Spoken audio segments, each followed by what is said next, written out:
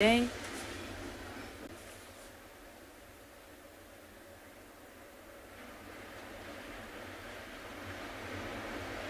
We're floating over the sea forest canopy. The kelp is moving like mermaid's hair in the current. So again, thank you so much for joining us today. We've had a wonderful time sharing in sea forest adventures with you. And we hope to see you back here tomorrow for another wonderful sea forest live diving, free diving experience. Thank you very much. Have a beautiful day, whatever you do. Stay relaxed and go with the flow. Bye-bye from me and Lisa.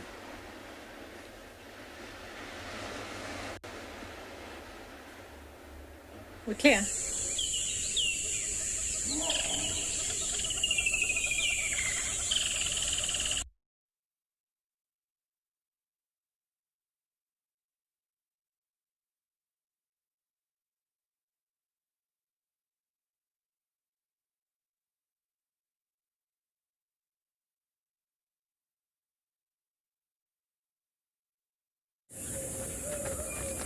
This program features live coverage of an African safari and may include animal kills and carcasses. Viewer discretion is advised. A lizard is trying to gather the last little bits of sunlight as a number of clouds are rolling in to the area due to an approaching weather system. Today we're going to explore the wilds of Djuma in the Sabi Sands Reserve, and I want to welcome you aboard to your own live safari into the African wild.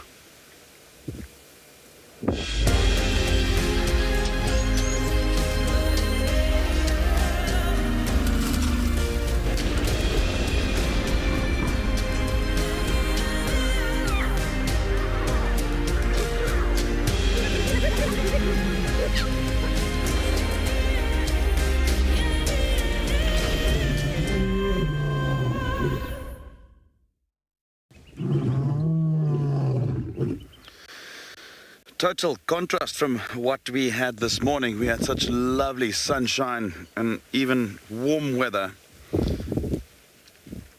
and just have this masses of clouds coming in, and that's due to a cold front that is inbound, and whether that will bring cold weather or just this overcast windy weather remains to be seen. Welcome everybody, my name is Chris, and with me today on camera ops is Darren again, and on Djuma we'll have Andrew as well. At the moment it will be our only location until later. And we are at Gowrie Dam. Often start our journey that I'm going to take you on at the dam. And other than a few birds, a couple of geese and a hamerkop or two, not much happening.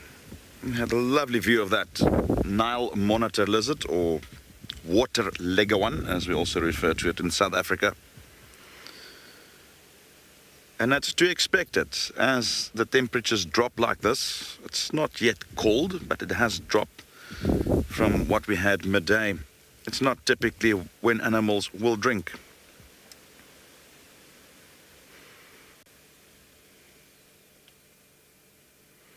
Now this is South Africa's longest lizard, the Nile monitor. This is a rather young one, or a small one. And I've read reports of some of these reaching lengths of up to 2.2 meters. In fact, the longest and largest lizard in the world is also a monitor lizard that's found in the Pacific, I believe, if I'm not mistaken, the Komodo dragon, the largest lizard as well as the largest of the monitor species. About 80 species worldwide of monitor lizards, and we have two here in South Africa. A rock monitor or white-throated monitor, and then the one we're looking at. Remember to send you your questions. You can send your questions to #WildEarth on Twitter, @FC on YouTube. If you're under the age of 18, you can send us an email to kids questions@wildearth.tv. You can also head over to the WildEarth website and register for the live safaris and leave your comment or questions there.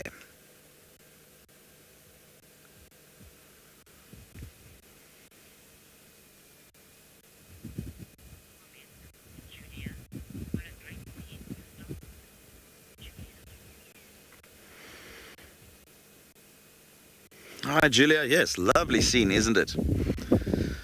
And in fact, yeah, the clouds almost create this eeriness around it. It's almost like daunting, if I can put it that way.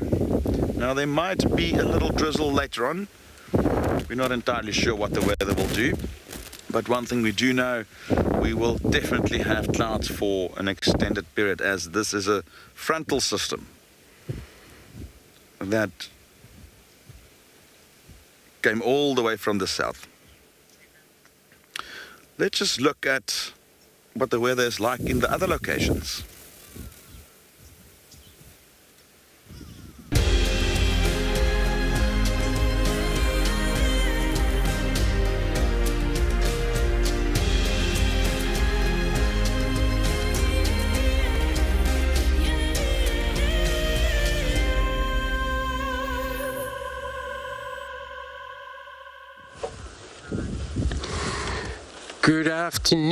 Good afternoon everybody. Welcome to Djuma Private Game Reserve, here where it's actually such a beautiful day, cloudy a little bit, with wind, which I think this is why the cloudy came about, the wind that is actually pushing from south to the north, and that would probably, maybe for a change, a bit of a drizzle later. So my name is Andrew. On camera I have BK this afternoon. We didn't know we can actually found out ourselves into this area, but it happens. We do get an elephant right here in front of us feeding. Actually, this is the boundary, one of the closest watering hole. It's called Tamboti Dam. When we got elephants, which I think may be the same herd that we've seen this morning on the eastern side of Gari Dam, it's still a related area, not far from there. And then we talk about that there may be huge herds in that area. They're all over. And they're around still, which is cool. And they have chosen these thick bush here, or just a tree line for sure. We don't have a forest out here, so it's all a savanna area.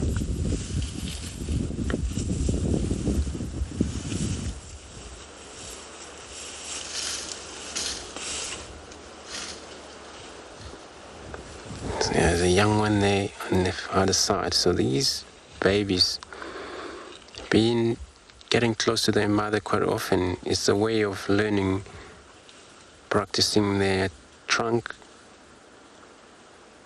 Once they started to feed on grasses, this is when they're anything around 4 to 6 months there, and then of course they would definitely in the end able to use their trunk very well.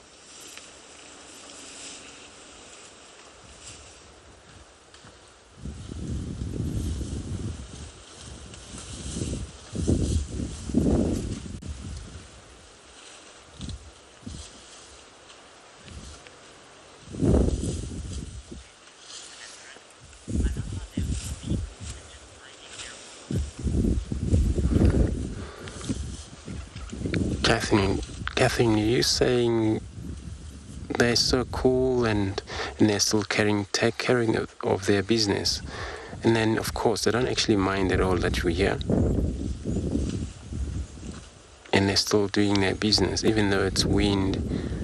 Well, I think during the day the temperature is up to about above perhaps 13 degrees, but now with the cloud and the wind that is pushing through, they haven't yet actually received a lot of a cold, which they're happy about that.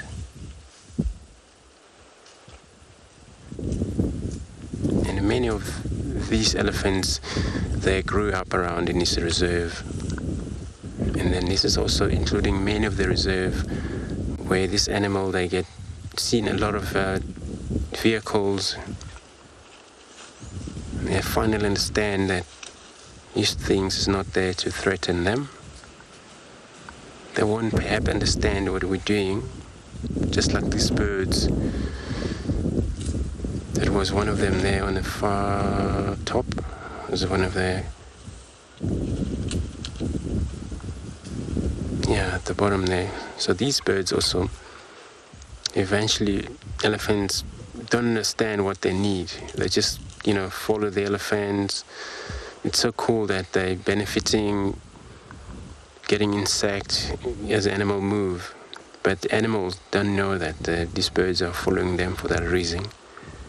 Perhaps that's also including us. Now there's a drongo. There is a starling there.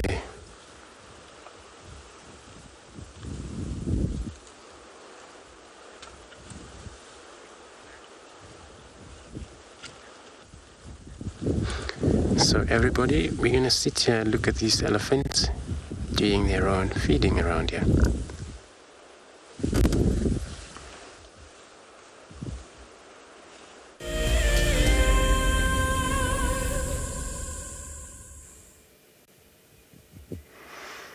In spite of the approaching weather, we decided we're going to be doing some birding right here at the big dam.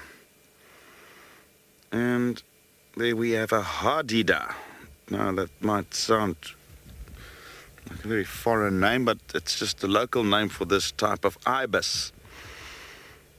And right next to it we have a lapwing. They used to be called plovers, and a while back separated from the real plovers. So those are called lapwings now. And that is a blacksmith lapwing. See how that hadida just probes with his mouth, a very long pointy mouth, looking for crustaceans and worms and very much everything that he can find and swallow in the water.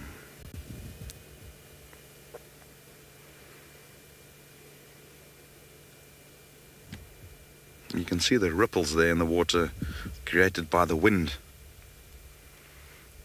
This morning we had an amazing, very calm, wind still sunny day, and the last hour we started seeing these clouds rolling in.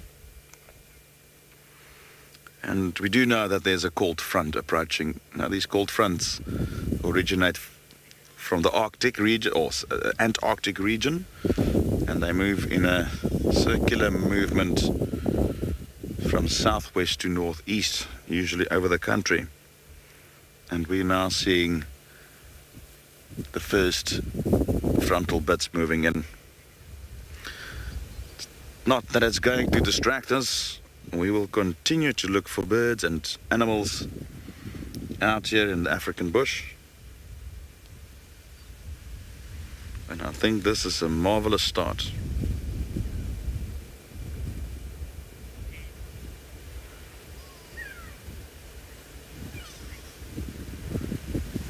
Lovely.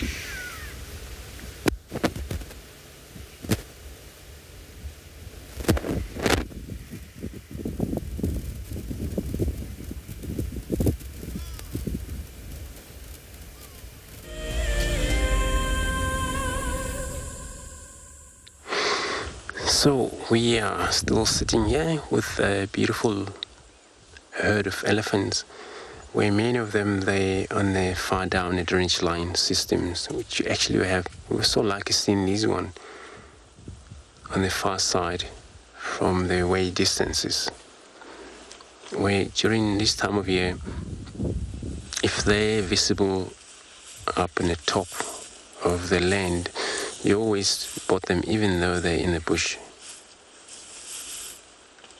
because they're actually quick. They're actually quite a big animal. This young one is getting very excited.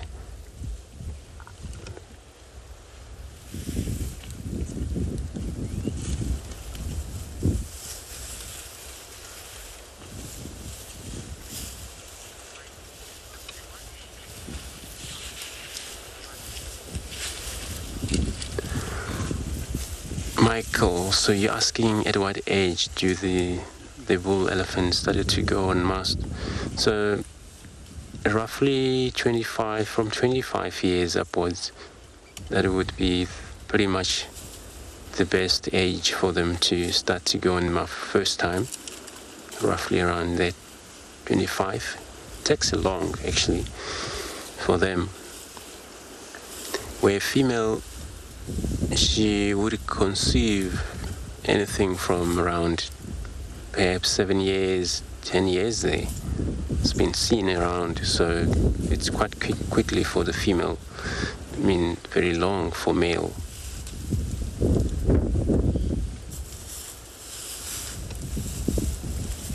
It's a young girl, yeah? Taking it easy.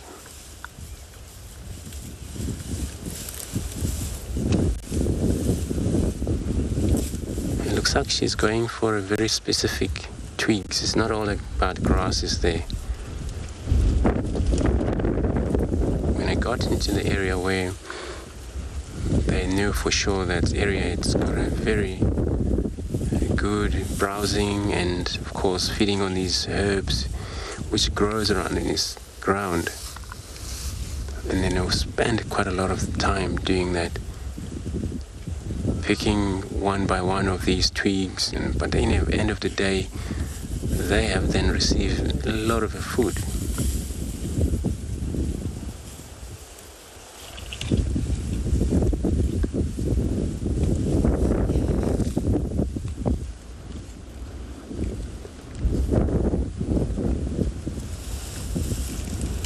So these younger females and the younger male, like age of this, that's what we're looking at. So even though these are young male, they still remain within the group here. And they'll still be taken care by their mother for safety. So they've, the unit bond, it's strong on the elephants. They do take care of one another. And they actually help each other quite well. And then they would be able to help those who cannot able to move, even those that just lost their mother so young. And then those are still providing milk for their young one within the group, and they will still allow those that just have lost their mother to able to drink, share with the other young ones. So that's their way of life. I think it's very interesting things. Elephants and pride of lions would do that.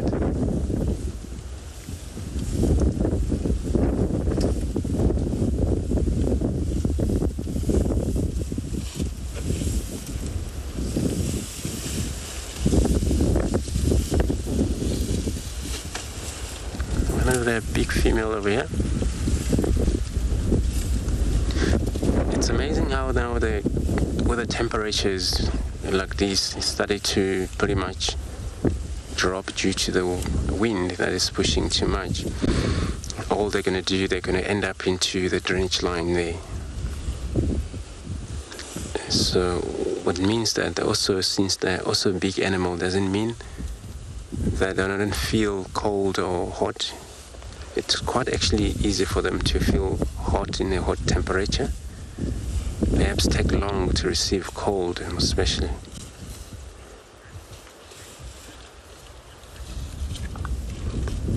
So everybody, we're going to stick with this herd of elephants, seeing them going down to the drainage line. In the meantime, Chris, let's see what he's got around the watering hole there.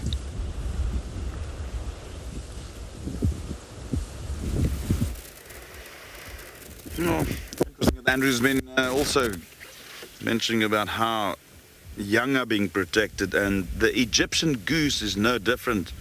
We know that a number of birds will protect their young fiercely. Not all of them, some just abandon them. Some don't even see them, like cuckoos. They will lay their eggs in other birds' nests and just fly off. But the Egyptian goose is a very aggressive bird. Firstly, when it comes to its territory, I mean, these pairs, male and female, will very likely mate for life, and they will viciously attack other pairs that dare come close to their own nesting areas. And the same goes when the ducklings are there. And I know I said ducklings because they are in fact duck and not true geese. Even though the name suggests goose. And just now there was a hadida ibis or hadida just close to them, and it's quite interesting the difference in feeding behavior, and it's very clearly in the way the beaks are structured. Now the hadida will be very much known to all our viewers who are from Johannesburg in South Africa. And they've also been nicknamed the Joburg fish eagle because they just shout all the time, much like the fish eagles call here. Call's very different. There's no relation to them whatsoever. There's just a little bit of a slang for them. In fact, the local name for the hadida is Shikotla na Jambo. Quite a long name. And that translates to they forget the sun. Now, being a diurnal bird, you'll often find them 8, 9 o'clock at night still vocalizing.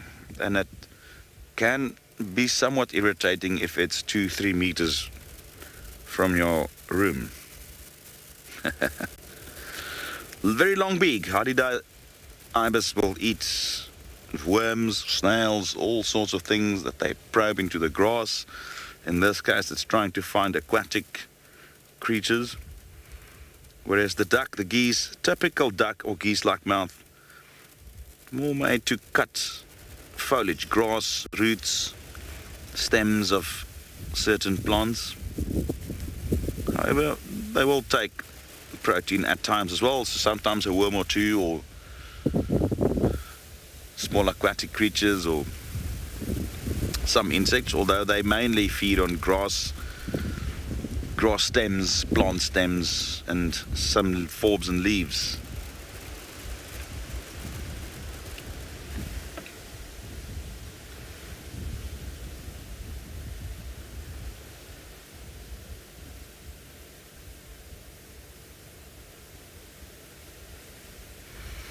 It's amazing how each family of birds or grouping of birds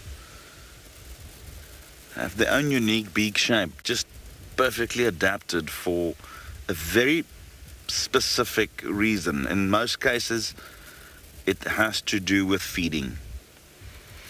In some cases, it can also be very much related to the way they breed. We'll just take an example, hornbills, for instance. That long curved beak comes in very handy to feed the females when they inside a tree trunk.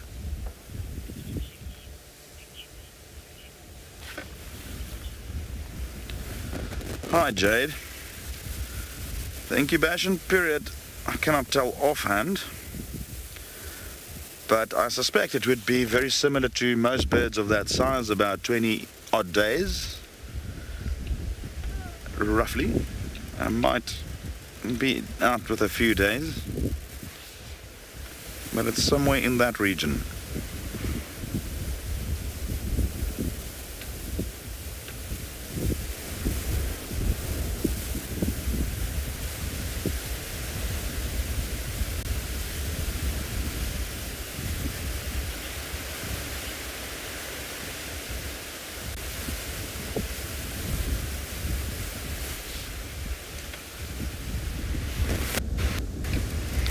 I think I might actually be a bit short there, coming to think of it. It might even be closer to 30 days. Perhaps 28, 29, 30 days, somewhere around there.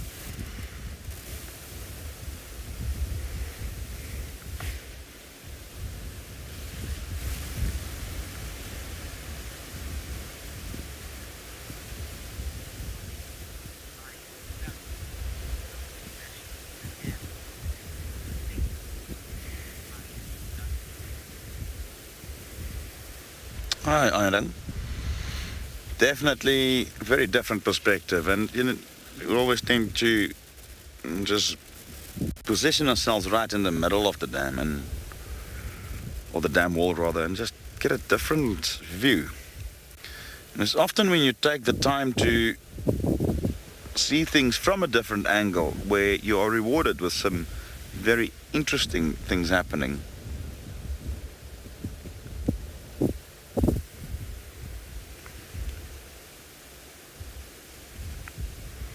Just see how those clouds are just rolling in. It's happening right in front of us here.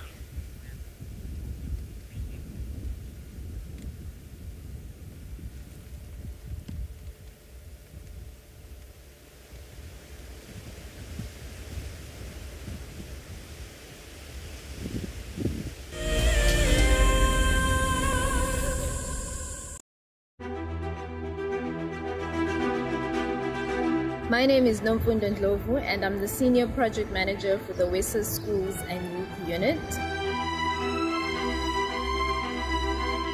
I'm a qualified horticulturalist. I'm particularly passionate about supporting schools towards working through their sustainability journey and towards food sovereignty through our food gardening projects.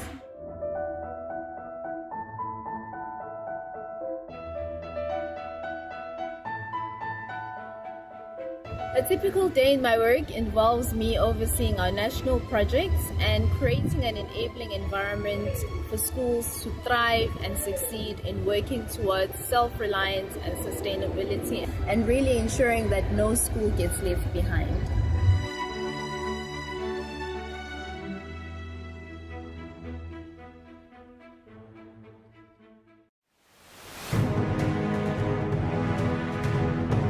Being nominated to the top 5 and finally being here, for me it's an achievement.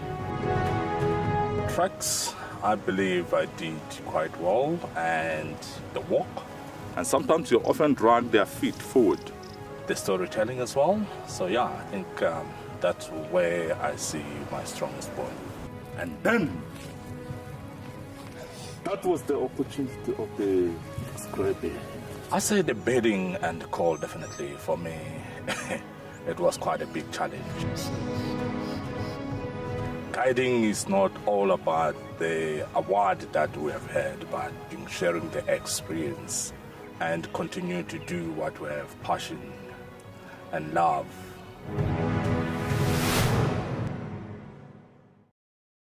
Something very, very interesting. I didn't plan this, but this is a scene rarely seen.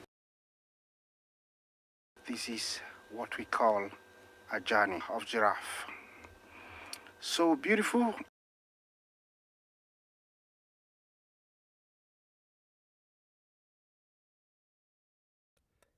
Tune into WildEarth every single day. It's in your nature.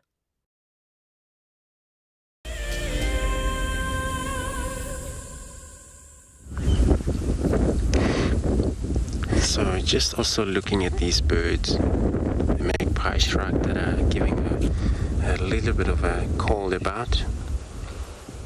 They're all getting excited because they got a helper here who would provide food, but for return, the elephants is not actually benefiting from this bird, because this bird is not actually plucking any of the insect out of the elephant's body anyway, but they do their best, and that's why they won't land on the animals. In fact, animals, like elephants, they're far different than those of rhinos and the hippos. You'll see those out there that would allow oxpeckers in their body, but not with elephants. They don't really tolerate such company.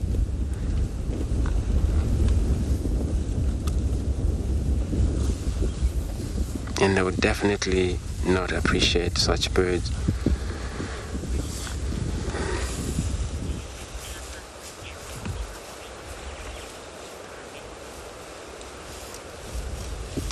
Timothy, you asking, do elephants get any swollen feet? they can get a foot infections, such as a swollen, but it's caused by maybe an injury.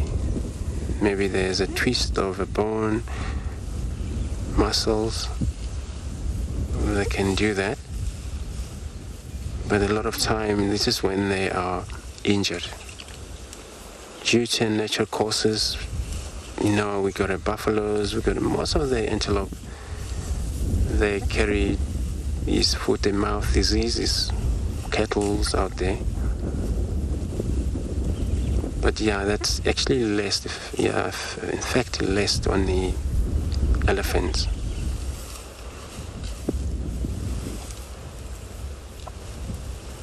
So if they ever have actually limp, getting these swollen legs that way, so there's probably something wrong where they've ran into very difficult ground, and of course when they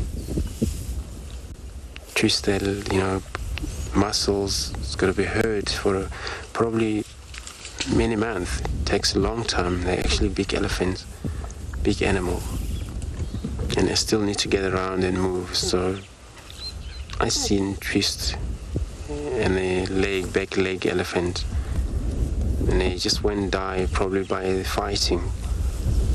They didn't die from their twisting legs or at all. But it eventually healed properly.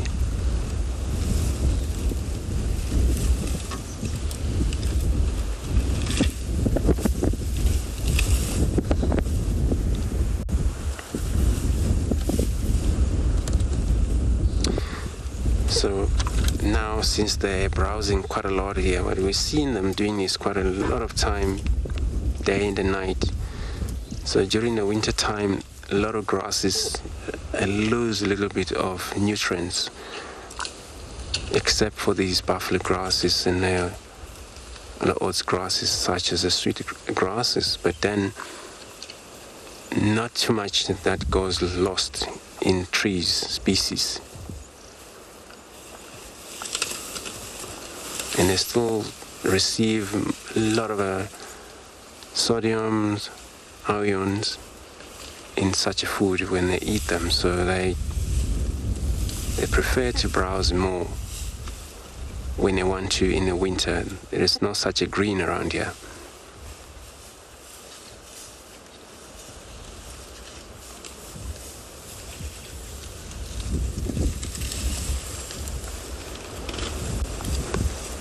But now all tree species that are around all taste different.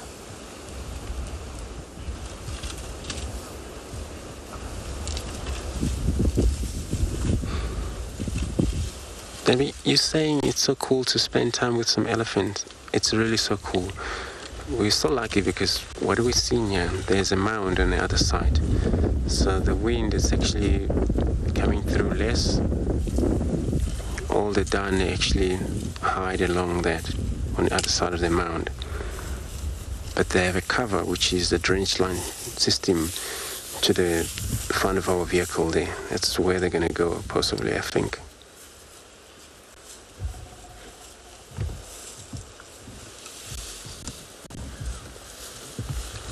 That's a Birchall's cookall on the ground. Right there, where that elephant's heading. Probably disappeared into the grass to the... Yeah. Is that the... Yeah, Birchall's cookall, eh? One of the bird... No, we've been actually talking about this bird. The bird that actually sometimes do much of a sound. I always refer to ground hornbill, which they also make such a big sound, but also this bird. But mainly when you hear them call, it's usually around, maybe during the summer, you know it's about to rain. That's why they even call that bird a rain bird. And they can do great fighting against snakes, of course, because they spend a lot of time walking into thick grasses, this bird, but it's gone.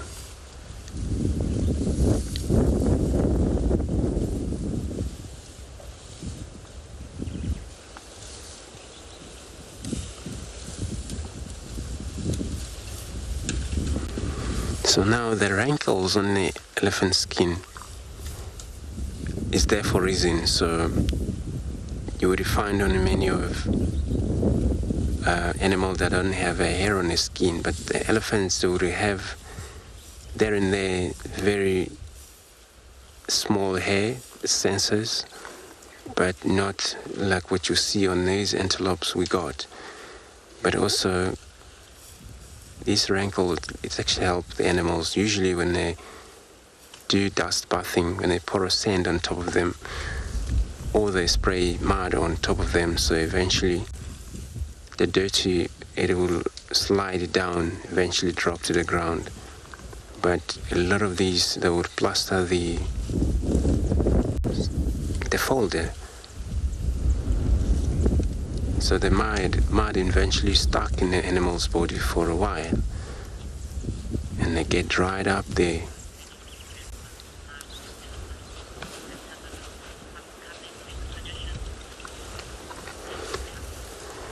So everybody, as we are sitting here looking at these majestic animals, so let's take a look at the next coming expedition in Imara.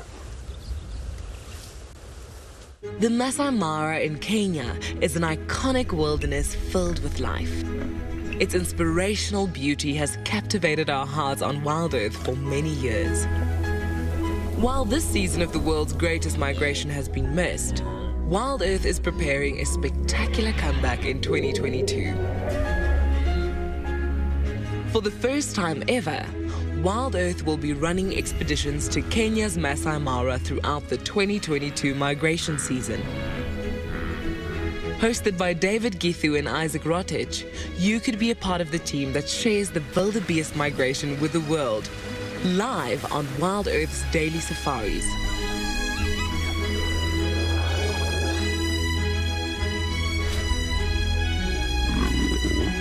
If you're interested, then head over to our website to find out more.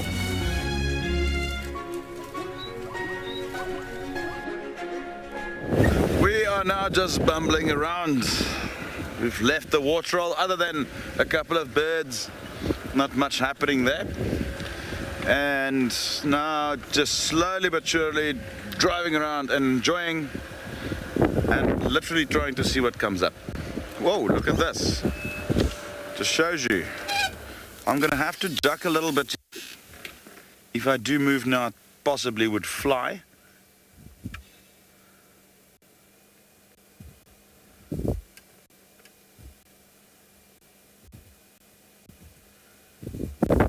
And this never gets old.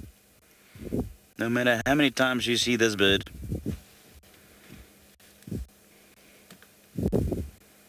they just one of the most impressive birds out here in Africa.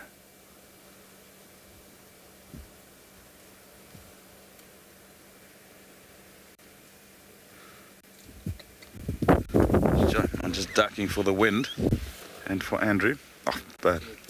Darren. Well, just shows you can never script anything out here. It's one moment you'll be looking for a leopard and wild dogs will jump out, and one moment you're looking for birds and a tortoise will walk over the road. It's so dynamic. Let's see if this can happen again. So that was the lilac-breasted roller, which is a non-migratory roller that we have here. Now, pretty soon, probably in the next month or two, as soon as the rain starts, the European or Eurasian rollers, as soon as the rain comes, the Eurasian rollers will start to arrive. And a few comments coming through there as well about the great find, and it's total luck. But I found that if you do drive slowly, often we have to drive a little faster to get to certain areas where we want to be, where we want to. In fact, when you do drive slowly, you tend to somehow start picking up on a few things. And I just need to get my binoculars out because I think I might have spotted an elephant. Indeed. Very far away.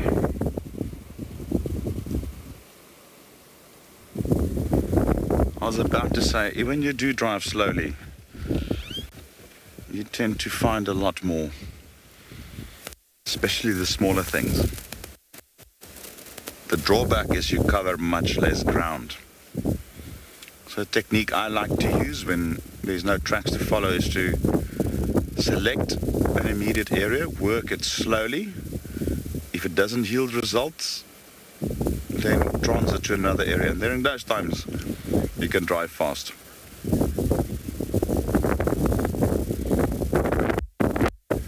Franco, it varies every day, but currently,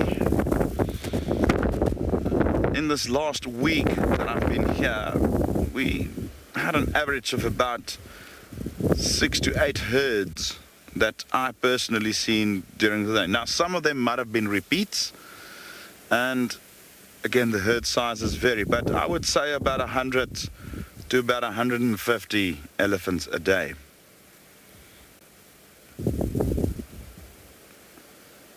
And that can change.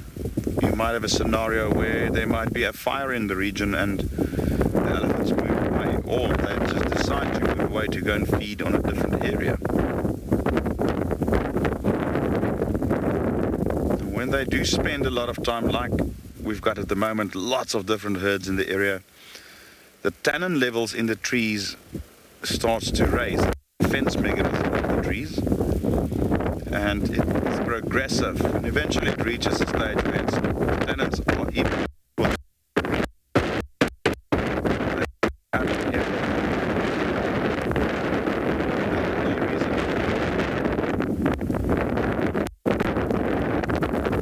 we're lucky at the moment, there's a lot of elephants around.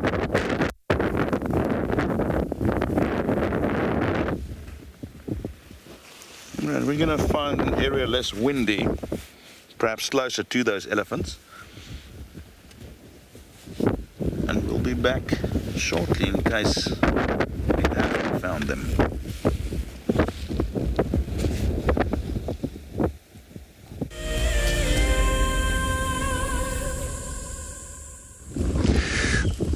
So we still got this herd of elephants now. They have shifted a little bit into where it's almost down to the drainage line system. And then I'm just still happy to see them moving down this way. Just across the road there's a water hole. I'm not sure when they drank, and maybe they still haven't really feel thirsty. If they haven't taken a drink at the Kalahari Dam there, they would perhaps maybe wanted to take another drink, because it's a way of dilute due to the grasses being so dry. They would definitely need to take water regularly.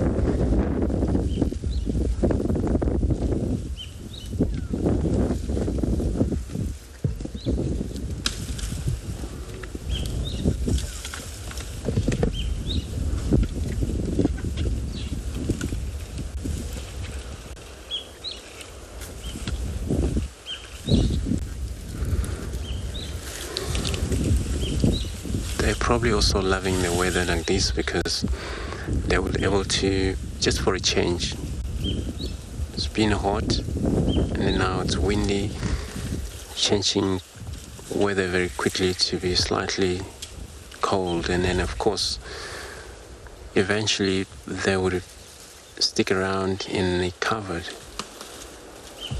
where the wind dropped quite fast, where it's actually too much wind when they're up in the top of the land. So it will be great for them if they stick around in a drainage line system. But since we know all of this, so that's why when we look for these animals, find them in the drainage line, even the giraffe, many of the antelope species, even though it's not safe for them, but they still want to do that.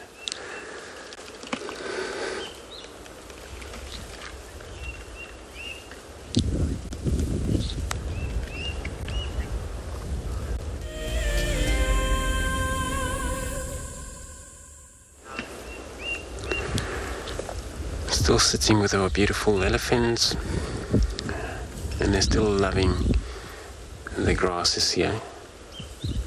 So they're doing quite a bit mixed, browsing, breaking trees, now going for the grasses. Just across the road is a small watering hole. They may want to dilute and then take that drink.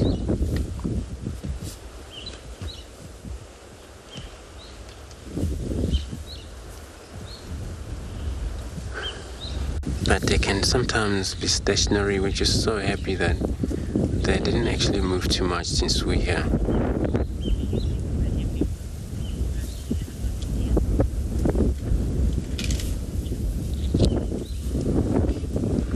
Dear watcher, you're asking, do I think heavy weather would affect the elephants' ears? Or no, not at all.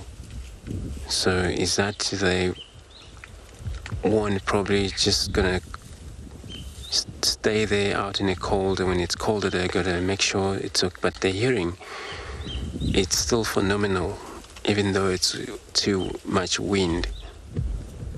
But if then they lost that kind of a hearing, it would be maybe some problem that happens. They, in nature, they do have ear infection, just like the other animal, but not due to the weather.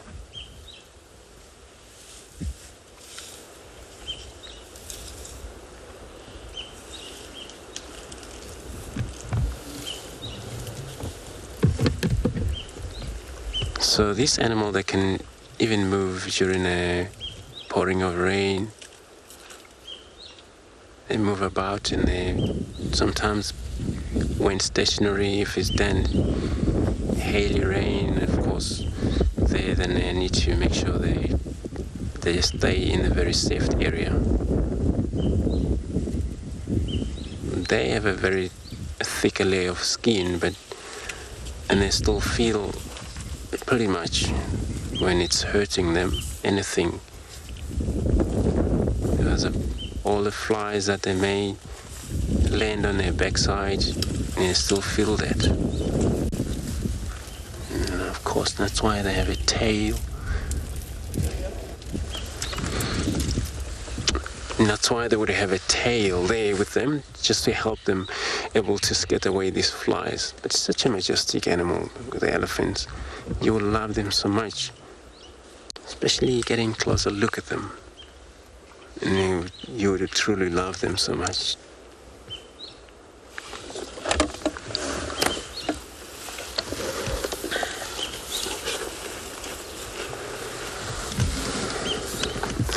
So this one, she's just actually making her way right in front of our vehicles. But I've been talking about the watering hole across the road, which is near where they're going. Finally, maybe later on, or soon, they may find out, heading on into that dam there, take a drink. There's quite a few of them. They're still on our left-hand side.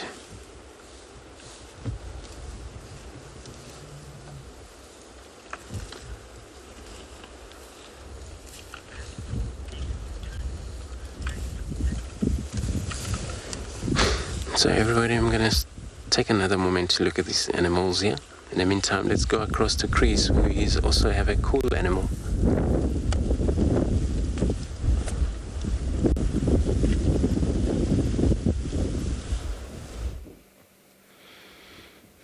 It seems like our plan to do a very slow bumble has paid off. And we saw the elephants, and we tried to now get a little bit closer and peekaboo.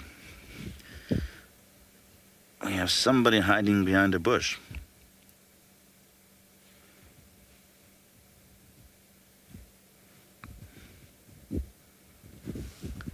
That's very large, very dark giraffe bull.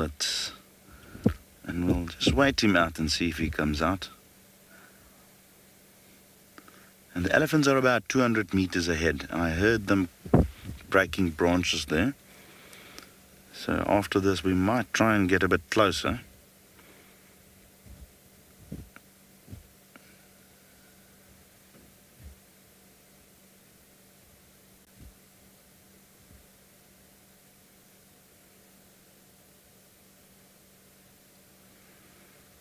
see there, there's gaps through the trees. There's a particularly dark animal. Now, giraffes do grow darker with age, but genetics also affects it. So you'll have some giraffe that are just naturally darker than others, and its gender also plays a role. The bulls are usually darker than the females. Wow, what a lovely pattern this one has.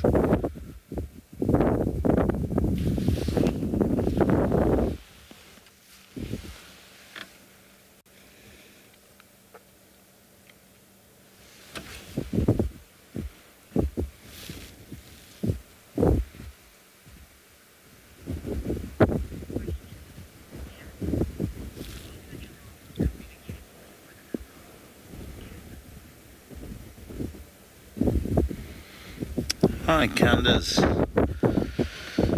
Giraffe are very silent creatures. They don't really use vocalizations much. They do have vocal cords, so they can produce sounds, but they're generally quiet.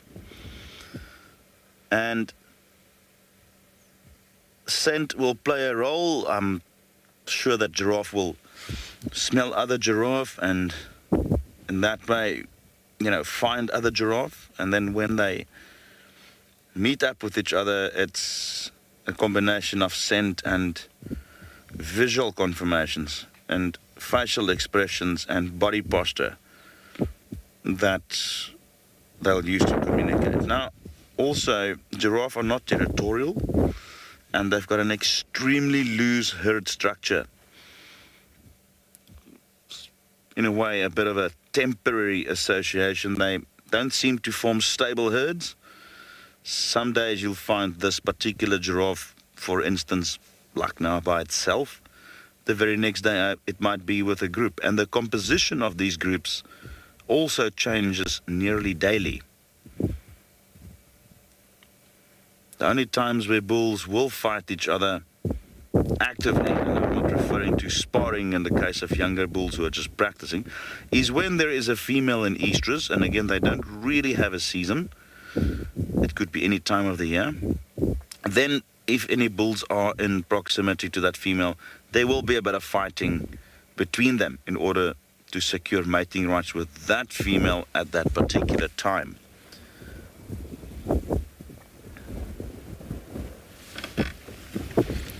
Just trying to find a gap here where the wind's not bothering us.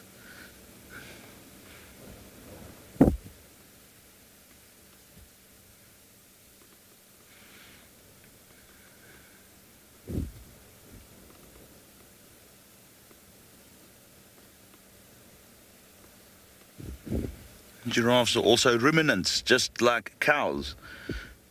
So they have a four-chambered stomach, or a stomach with four compartments, and they also literally chew the cud, as we refer to. And it appears like it's exactly what he's doing. It's in fact the world's largest ruminant.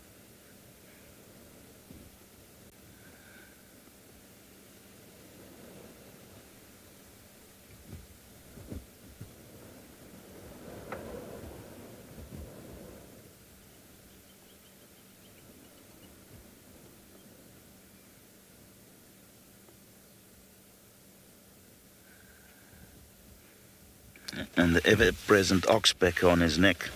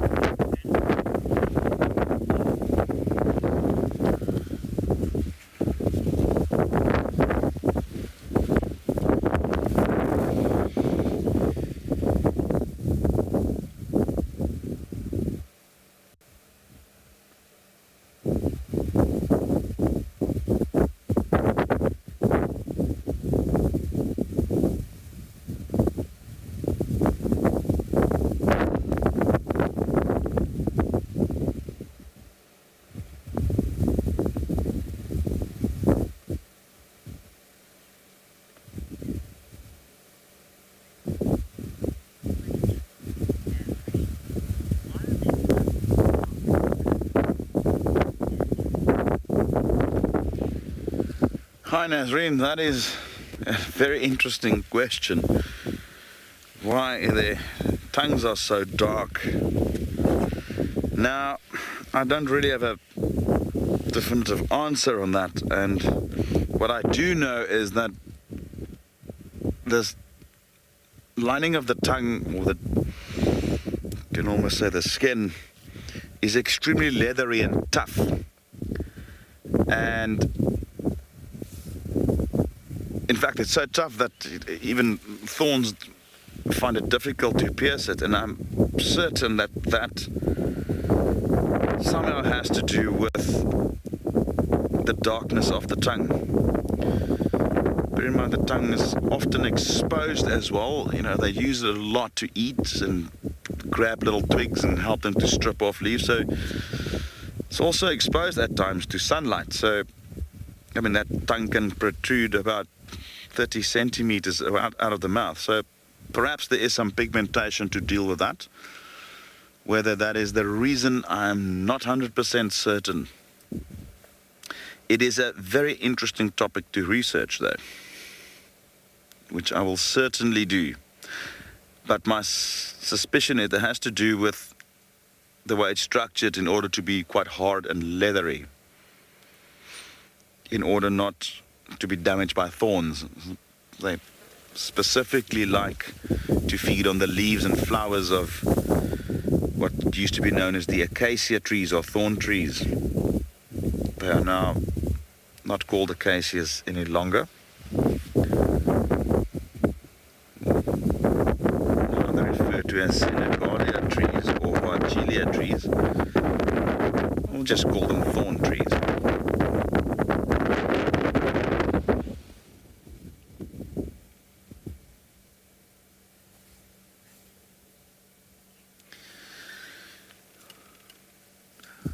I'm gonna leave this very, very tall, handsome fellow to finish chewing his cud, and we're gonna see if we can get closer to those elephants that we saw in the distance.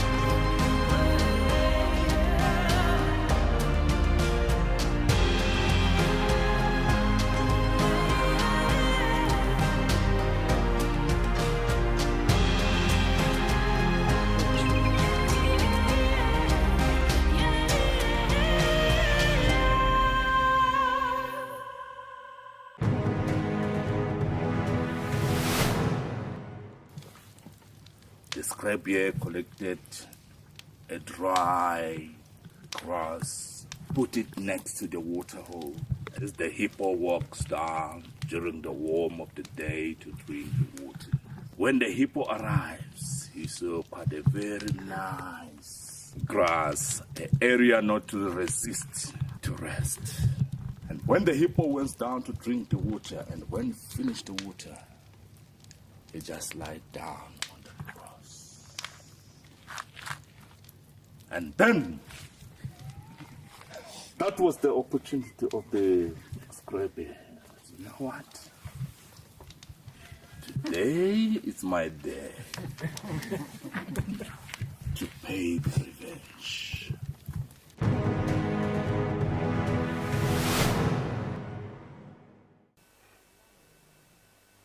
This is a battle of two great carnivores of the African wilderness.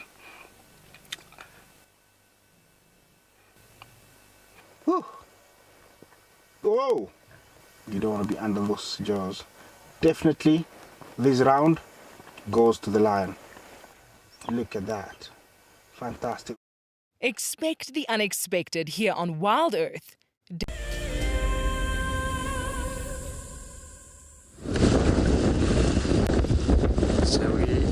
Since we left those elephants, they were no longer moving north towards that watering hole. Thought they would, but they didn't.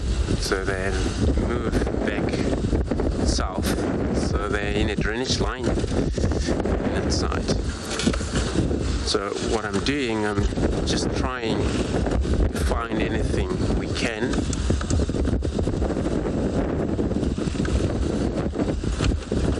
So I'm planning to work on few roads in Djuma. I'm not gonna go anywhere else. Perhaps, looking out for it was a leopard this morning. The guys went there, checked, they weren't in the area anymore. Due to the movement I think they've been doing, was a lot of argument there with the Shasha and the Kalamba, so perhaps we'll bump on one of them looking around.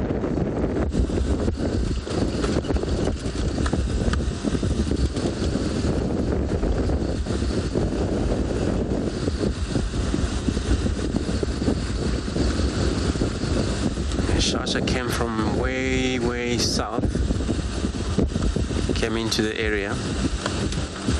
Perhaps that is all the investigation, get to know what this area is like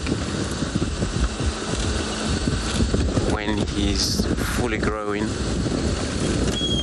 Perhaps maybe be one of the dominant male around here.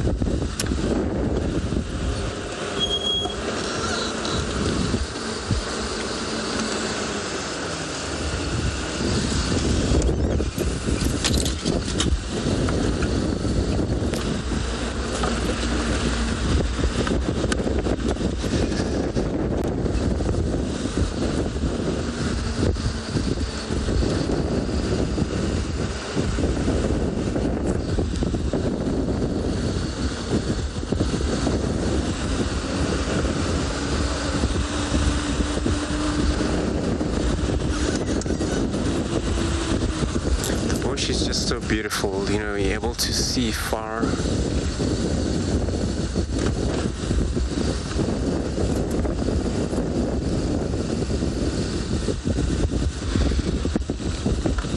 So, Jenny, you're asking who was the leopard I saw, the first leopard I saw in Sabi Sand, and then what it was like. So, I know it was actually very inexperienced, and getting too close to that leopard on the car. Since we were told when we were younger, the leopards are one of the dangerous animals, but we didn't know in what circumstances they would become dangerous about. So my first leopard, I get to see the beak and female that time. And then the second one, white cloth. Those are the female that no longer around, probably die of age. White cloth actually was killed by another male up in, I think, Mala, that side up south. And then the big hand, I'm not sure what happened, because she always be in the north, which is Manuleti in that area. But she has a picture left behind, which is in Kanyin. And then Kanyin, she's still around. I haven't seen her in a while. So those are the first leopards at that time, the females. And then white cloth actually gave birth to one of the male, was called a Gila, with twisted tail. Also my first time to see a leopard fed. So everybody's sorry about the heavy wind that we're really going through. So also that was my first time I saw white fell from the tree pushed by his son.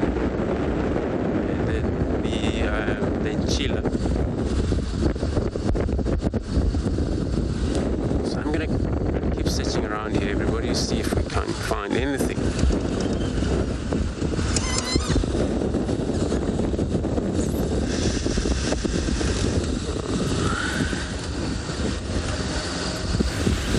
It's just how it goes.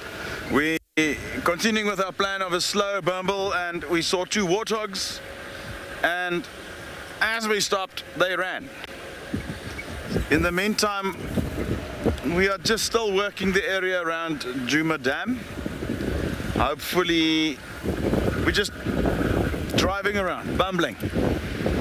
And it's yielded some results. We've had the roller, we've had those elephants. Unfortunately, I could not get closer to the elephants. And it's always a good plan to revisit old spots. You know, sometimes driving a road twice, you never know. You might just see something. We're just heading into the drainage now. And what I like is it is relatively open in the distance. So just like those elephants, we might spot something big. There was a leopard here this morning, we know that. That's always in the back of our head.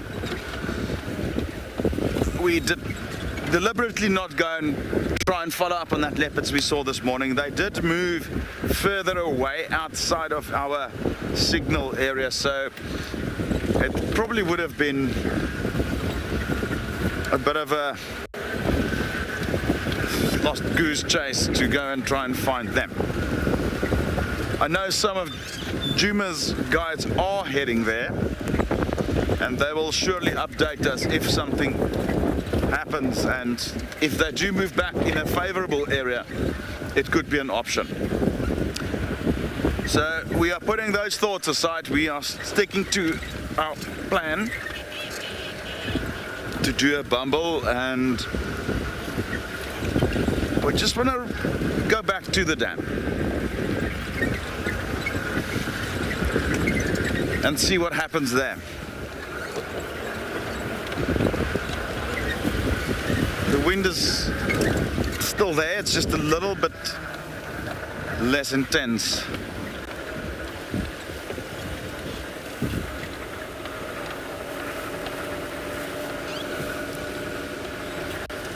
Hi, good afternoon, Peter. Initially it will definitely have a negative effect on animal viewing, but not all animals. We saw now that the elephants are up and about. It doesn't really influence elephants that well. In fact, it favors them. It is cooler. They spend less time and energy or effort to cool themselves down, so they can spend longer feeding. They don't have to go into the shade in midday if it's cool like this. But generally speaking, the cats will go into areas where the wind doesn't bother them. The same with the impalas and all the prey species. They will tend to move into thicker areas, but you know, it is so dynamic. And I always say, and I might have repeated this a few times, is that these animals don't read the books that we do. They don't study the same thing. They change their behavior to ways we never ever recorded. So, I mean, there's impala out in the distance in the open area. Normally, in my experience, they would move into the bush or thicker areas. It changes all the time, and that is the most stimulating thing about the bush, is that it's the moment you think you're on top of it, it gets on top of you. Almost like golf. Well, golf at least. And there's a few impala out. I am not going to stop. We can always revisit them. Not that they're not important. They are one of the most important creatures out here, as they are literally the bulk diet for a number of predators.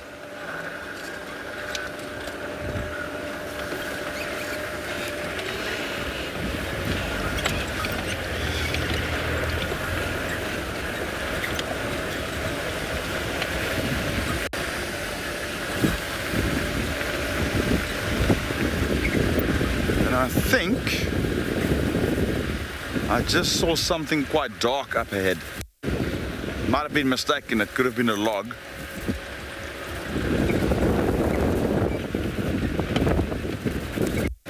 There's nothing at first glance at the water hole.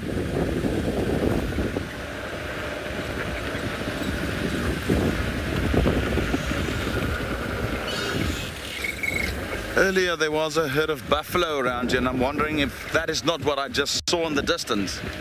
How lovely would it be if we can find that herd of buffalo? And somebody might have already found them. I've not really been active on the radio. It's quite crackling at the moment, and this weather often has a effect on the radio communications with the other guides. The joys of working out here in remote Africa. You can see on the road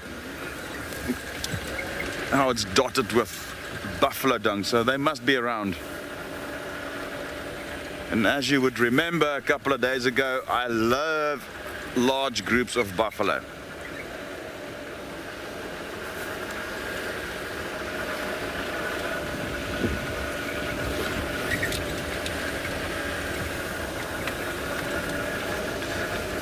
You see what I saw? There's just a funny little log there. Well, we'll just continue our slow bumble along the drainage. It's like I said, animals often move into the thickets, but there's also a bit of open ground next to us. So it's a nice little ecotone between these two types of habitats.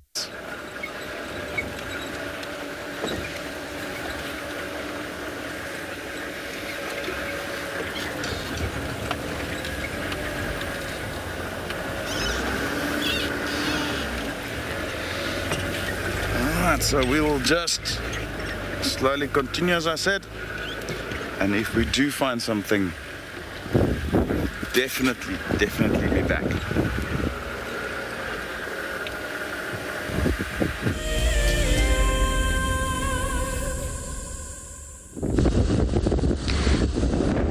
So we also in a bumble, hoping to find anything we would talk about. Antelope species, birds, in this weather. Many of the prey species for sure. They maybe want to hide. Oh, got impalas here. It's just so cool looking at them. They also find themselves. In fact, here the wind doesn't actually push a lot because of this tall tree around here, so they find themselves a little bit of an open space here. So were there only 3 males? Just a wider way of survive. There's impalas, you gotta so stick around in a small group. It's all about trust one another.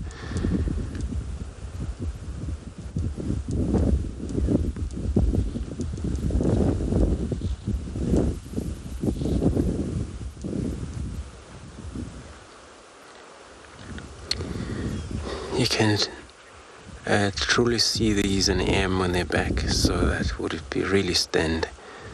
For McDonald's, as all guides have picked it up as it is. Just a beautiful antelope. The males, without the females perhaps, just a form of the small bachelor head, beginning of structure.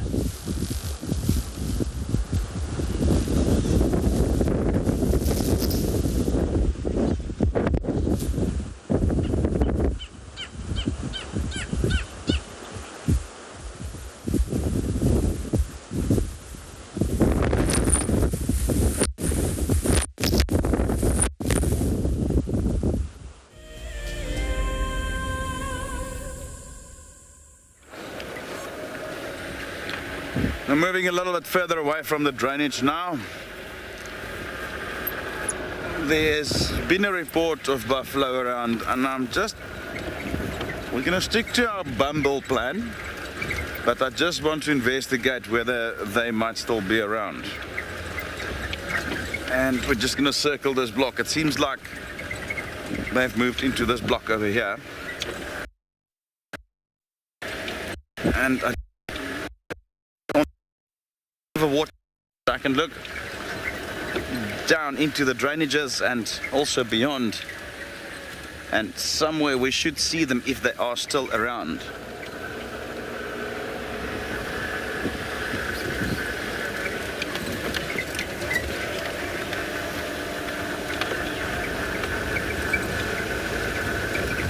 Roll up.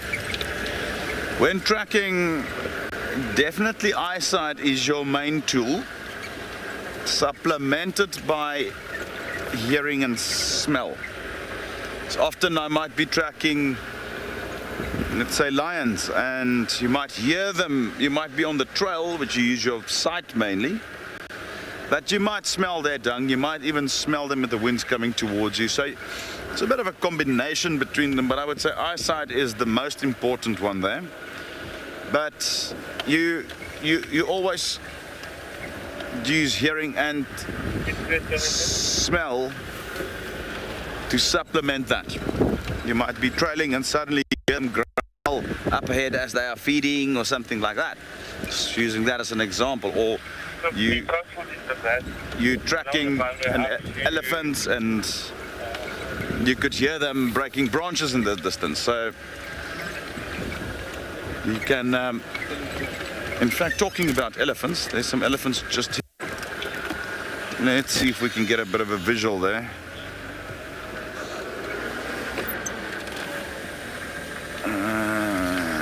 So they're in that drainage down there, and they're quite hidden. But there's a few of them on the other side. I wonder if this road doesn't go around, and maybe that will give us a better angle. I think let's do that. I can see another road there. We can maybe just cross the drainage. Quite far, probably about 600-700 meters. Let's see if we can get around. There's an elephant in there.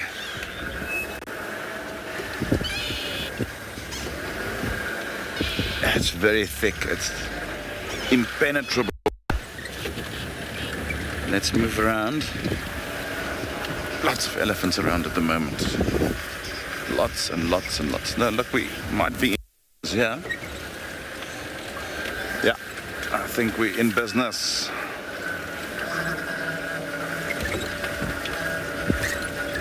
Yeah, it's a old little road. It's going to be some tricky maneuvering.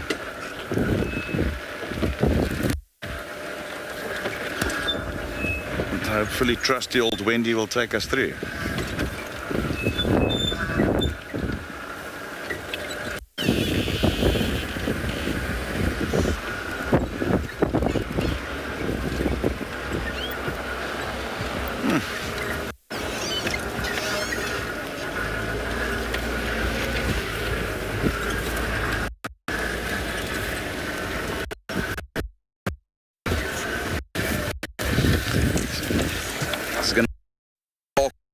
It's control. And just engage my differential.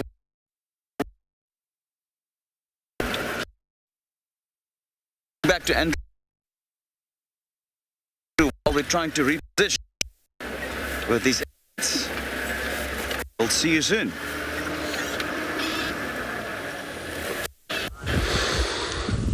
So everybody, we got a giraffe, a southern giraffe, which is stationary. It's actually looking at us very much. I'm not sure. Maybe it's been looking at this way all the time, but it's concentrating too much on us.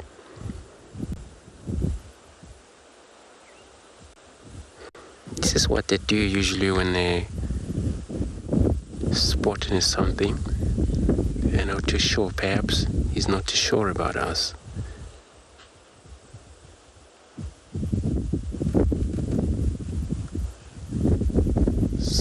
looking at the male,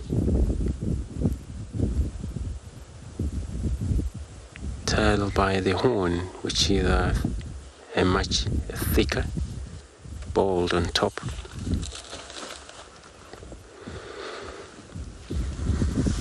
And there are oxpeckers. They're also finding X's, plucking off the ticks, all the various parasites. But he's enjoying his card.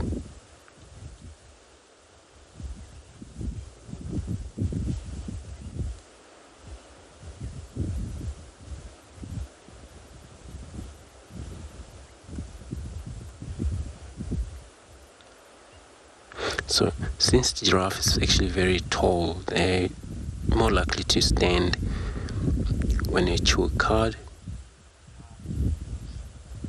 They can lay down, but it's easier for them when they're standing up.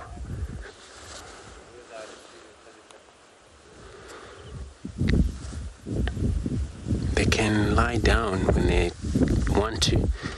For that, they have to make sure it's safe. The only problem when they have to stood up immediately for emergency, and then perhaps they can't. So they need to make sure when they want to go down and then checking around if it's safe. But it's cool because then they got to always make sure their neck is right up to the top.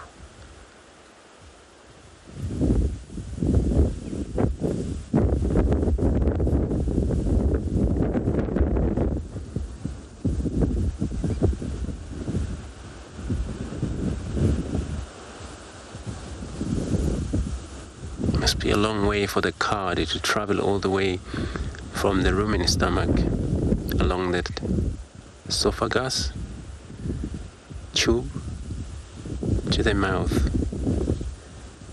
chew the card, and again and again and again. So he's been probably on feeding quite a lot of time.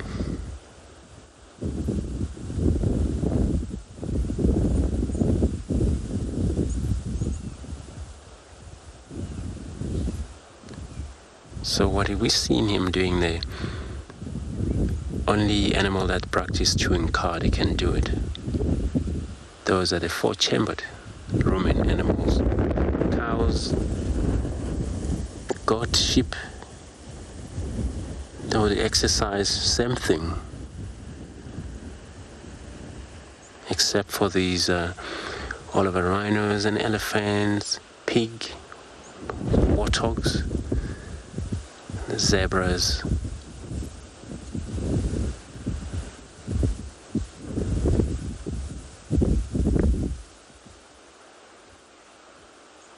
Those are the free handicap fermentants, which is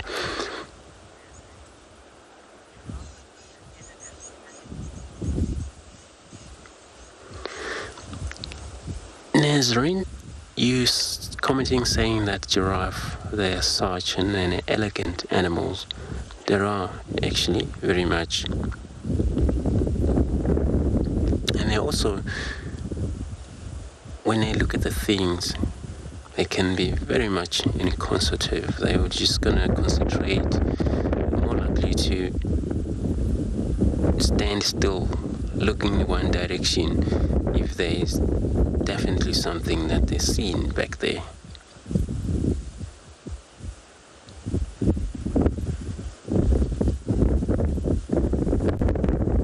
And then for that, they're more likely to run off if then it's critical for them to be around. And that's why they associate with various antelopes, these warthogs, zebras, wildebeest, baboons, they and all get around. And it seems to work well, that kind of a structure, because there is no competitions. Giraffe, they are browser many times, where a lot of these other antelope, they may be mixed feeder if it's impalas. warthog, they would feed on the very roots of the grasses, pretty much short grasses.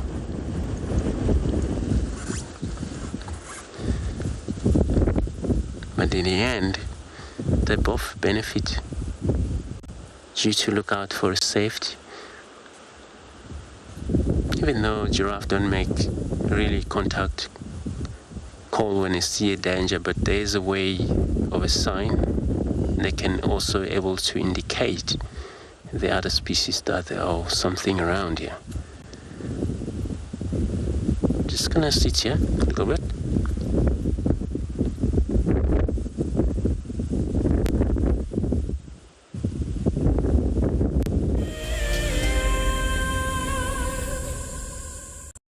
Every year in August, South Africa marks Women's Month. WildEarth would like to acknowledge and thank all the amazing females who have worked tirelessly to share our nature with the world. We're gonna have to just wait, okay? She's gonna come out there just on my right-hand side, and she can see these impala. Now you've got to inhale it. It burns. I don't know if it's supposed to work instantly. Go, girl, go! Get her! Get her, girl! Get her! I'm so looking forward to following her story in the future. I'm really hoping there's two. I'm really hoping there's two. But you know, even if there's one, oh my goodness, everyone! And I get to share it with you. Isn't that extra special? I get to experience it and show it to everyone.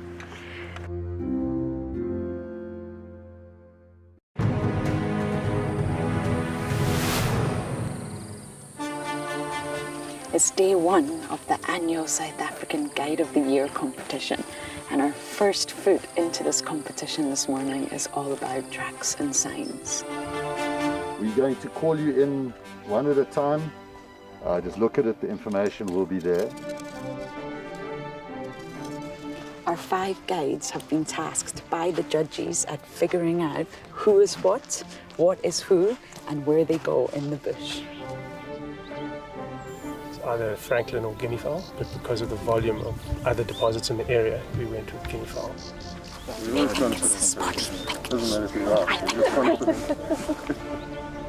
Detailing the surrounding that you need to look out for tracks. The details is very important.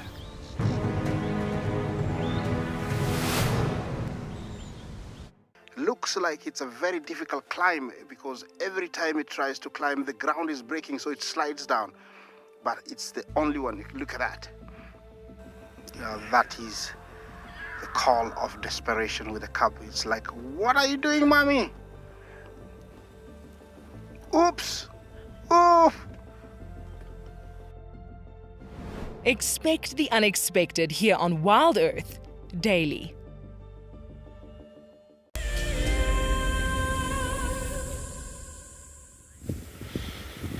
We managed to get through that difficult little ditch there, and Wendy has safely brought us to this very large elephant cow. And the picture doesn't really do it justice. Darren and I were just saying that this is a really, really big cow. Very, very old cow as well. Could very well be the matriarch of the herd. Just see how stained those tusks are. I recall a conversation that I had about a couple of days ago about the staining of the tusks, and I was in a few questions, but wow, look at that. That is just decades of stripping bark and cutting branches and cutting grass. It's just a bit of character in a way. You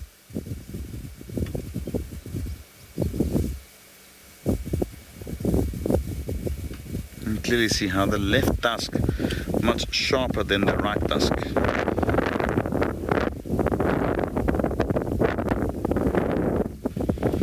They are left or right-handed, just like us.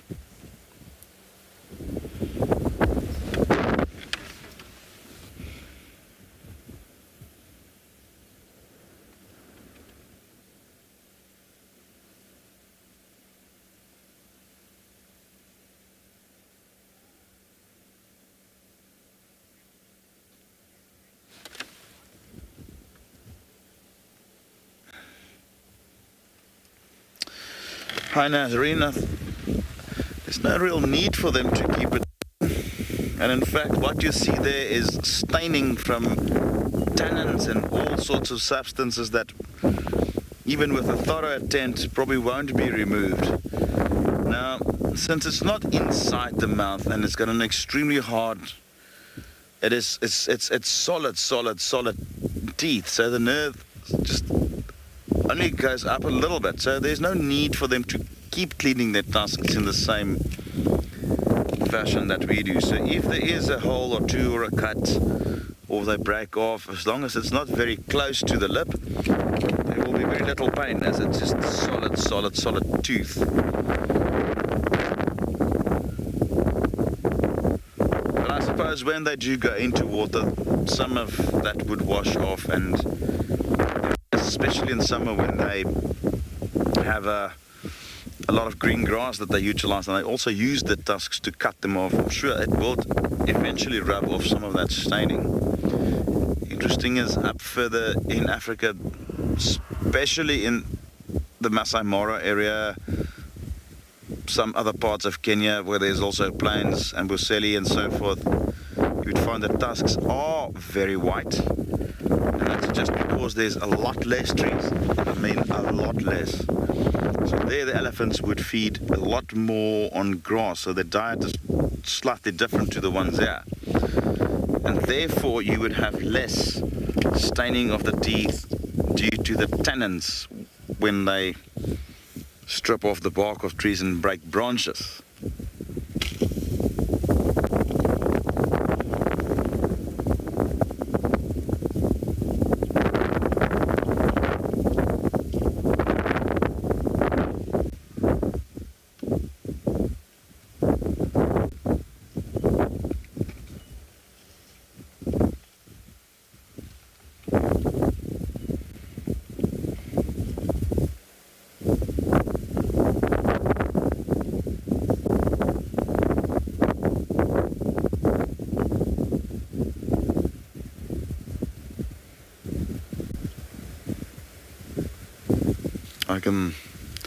I can think of nothing less appetizing than chewing a piece of wood. But if you're an elephant, it is a delightful snack.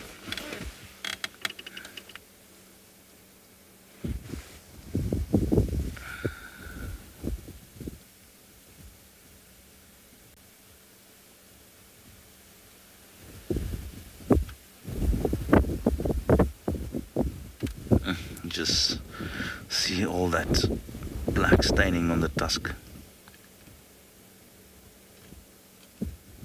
Also at the time, which could potentially make them appear a lot more black, is that there's a lot of burnt areas around at the moment where we've created fire breaks. Some areas were due to fire that was around, and that could also have stained their tusks as they break some of those branches that are slightly charred. That could also be potentially why they appear extremely dark at the moment, the tusks.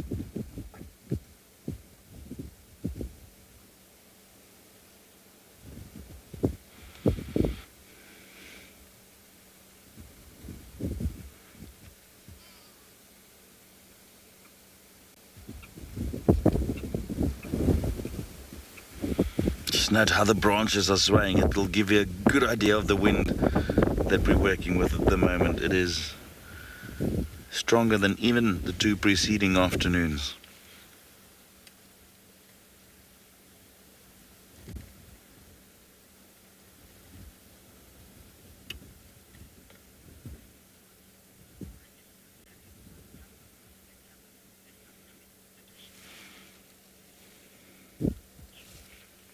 Having spoken about the beautiful white tusks of the elephants in the Masai Mara, let's look at an upcoming expedition in 2022.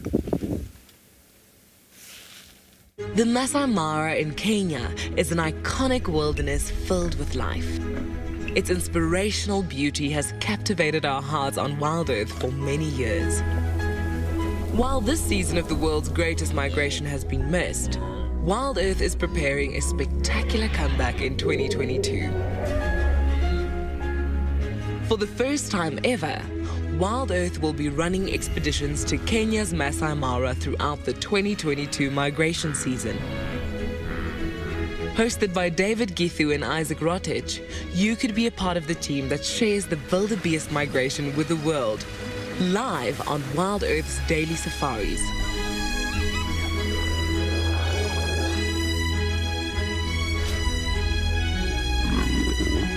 If you're interested, then head over to our website to find out more.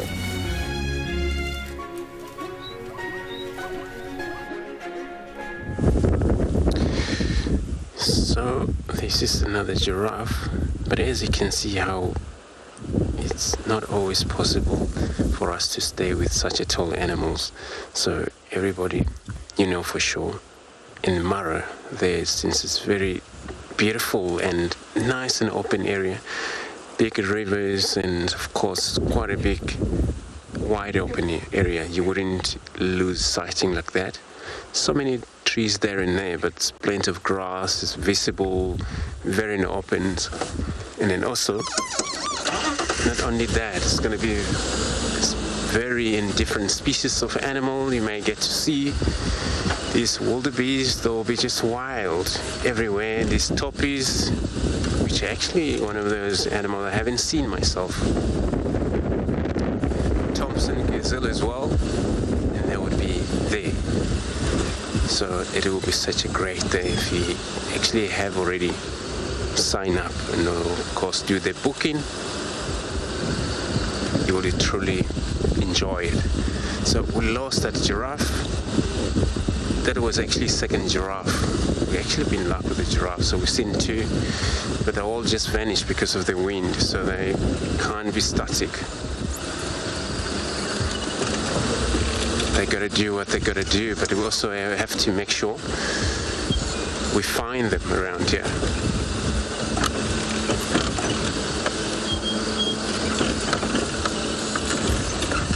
But such a wind won't be really great for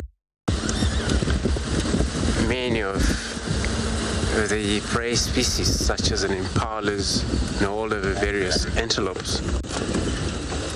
And they're more likely to be in the thick stuff covered area, but in the meantime there it's not safe for them to be because they need to concentrate, go to a place where they can see around. So it's a way of life. There is some benefit. Cats has to benefit.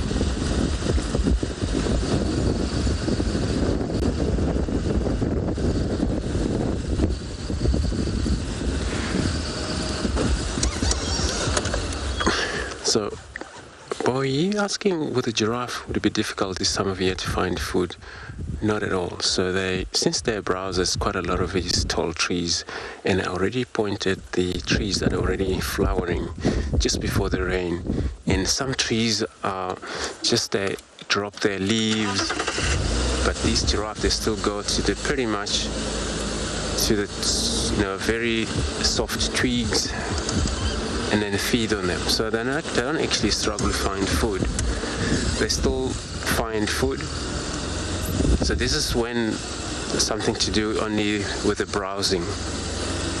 So it can be sometimes trees that are in the area, a very green or evergreen trees that they maybe gonna go feed on them. So same to also the kudu.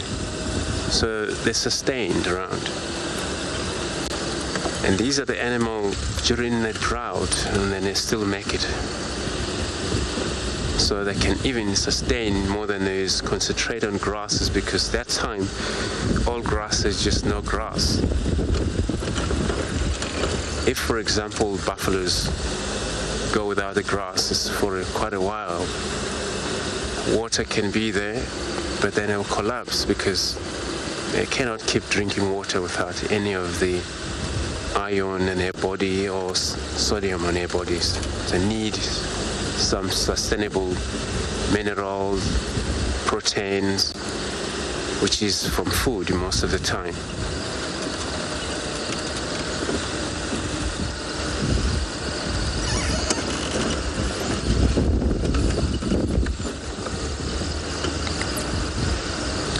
So everybody, as I'm driving around here, let's see what Chris got the story there with his elephants in terms of the food.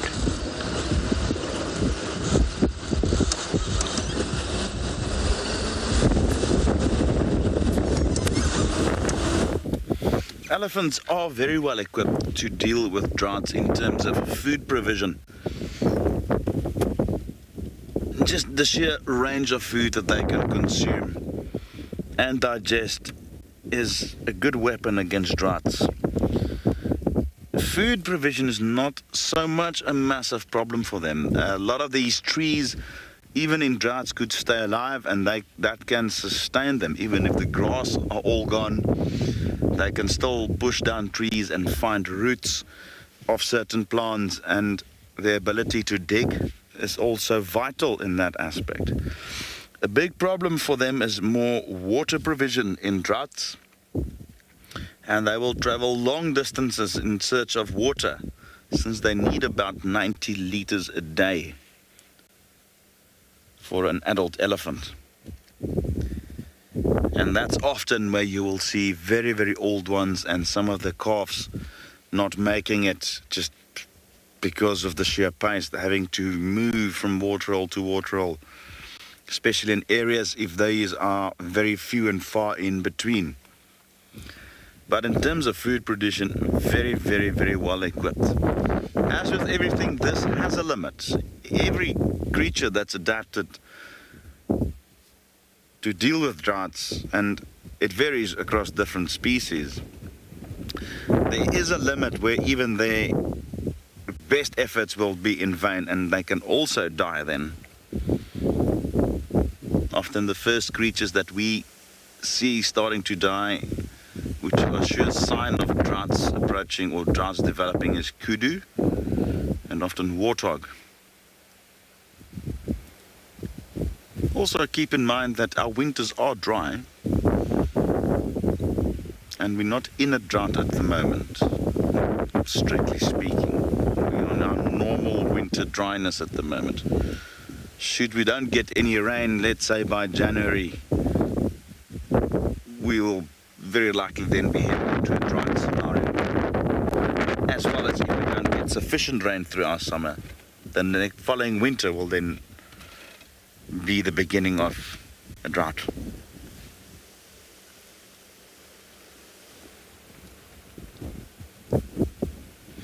Another problem that they will have is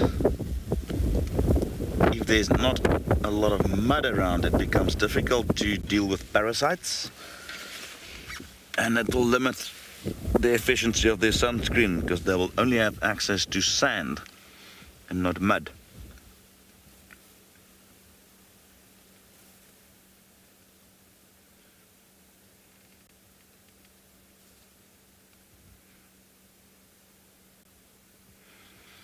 And droughts are also just one of nature's mechanisms to ensure that certain species don't become overpopulated. It's what we refer to as a limiting factor. And each and every species have a different set of limiting factors that keeps their population well within what we refer to as the ecological carrying capacity of a certain area. And droughts are quite a substantial one. It's a very powerful tool that nature employs in order to achieve that.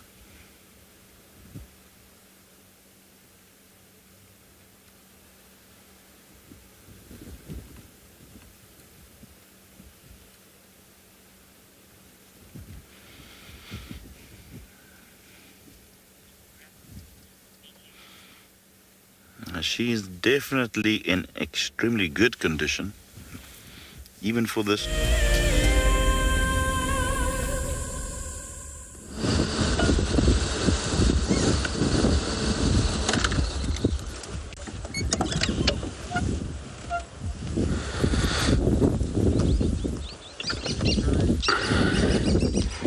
So everyone, so this is another herd of elephants. Because we have lost those, the first one we saw earlier, and it's actually far from there. So we're now near around Treehouse Dam along that Weaver's Nest Road. So this is where this herd of elephants now are. So it could happen that it's possibly the difference, a group over here. Maybe it's the same group that they were just separated.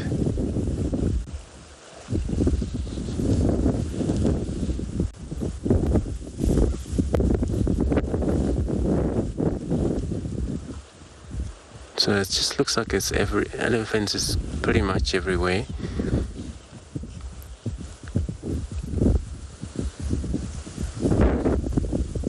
And that's something to do with the food source that they may go after. So they will move in and out, but drove by also watering holes that are also around in the area. So it happened maybe this is actually a third group, because Chris just also having elephants on the other side.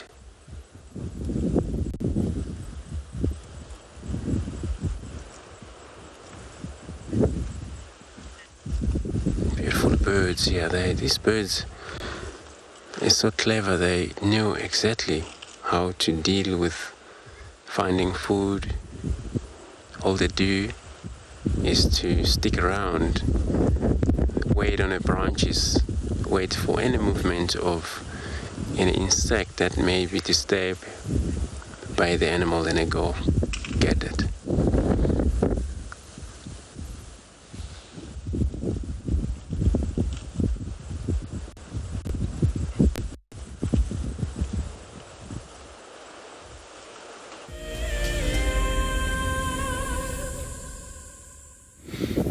As we are leaving this herd of elephants, we just spotted this pair of African hawk eagles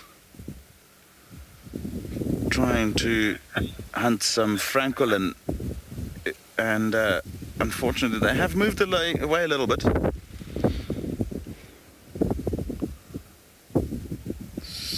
A very impressive little eagle, one of the smaller eagles, beautiful sort of white and black coloration with these spots on the chest, which you can't really see from here. But it's just amazing watching them soar. They are quite far off already.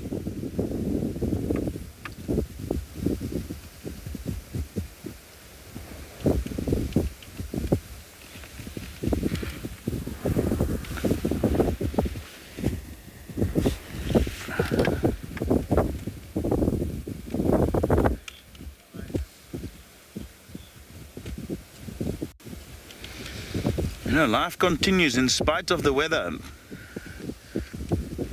Animals need to eat, and the earlier question we had about how does this affect animal movement, I mean, we didn't have a quieter drive up until now. There's been one or two things out and about.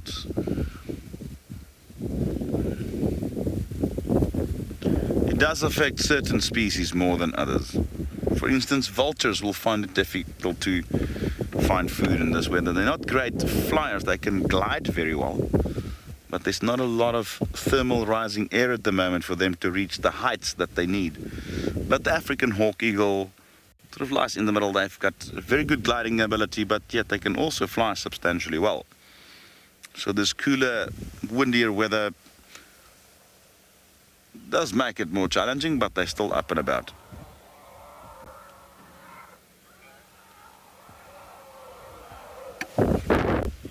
Here's an elephant that's not happy.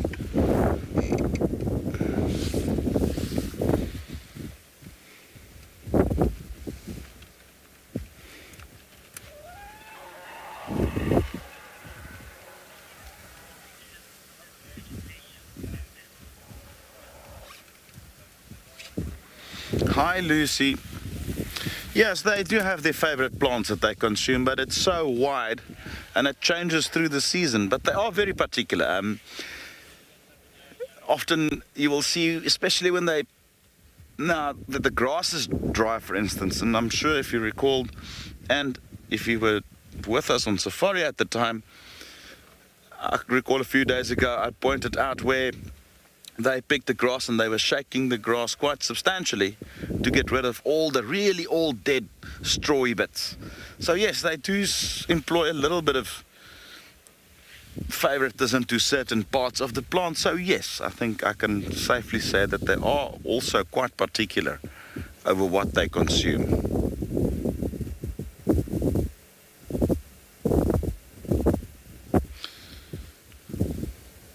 This is about as best as we're going to have today in terms of any sun, but that is still magic.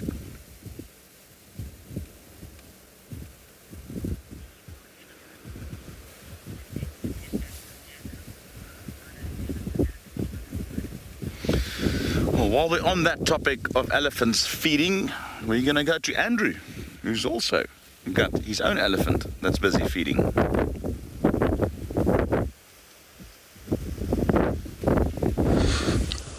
So, everybody, I also got an elephant here, which is very interesting.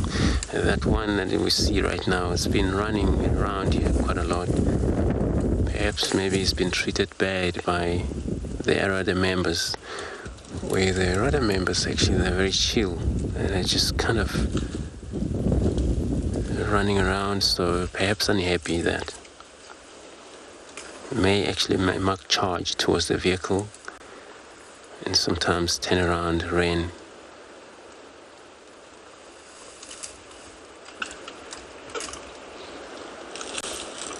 Now he's trying to push that dry tree, which is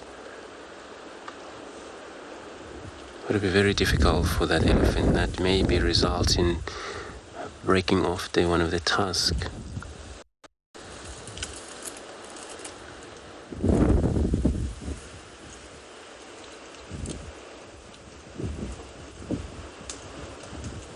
One of the young males, so it's quite a lot. He had a lot of work to do. It's quite a lot of energy, especially with the young males. Those are just above 6 years upwards, and they can be pretty much a little difficult against their sister in the member, and that's why when it comes to that, they got to make sure they're out of the group.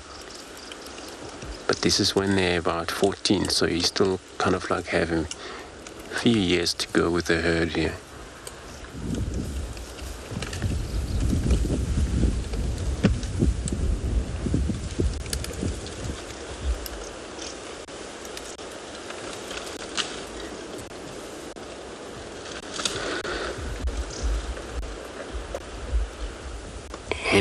So you're asking if I may actually understand it correct, teats or teeth, how many teeth?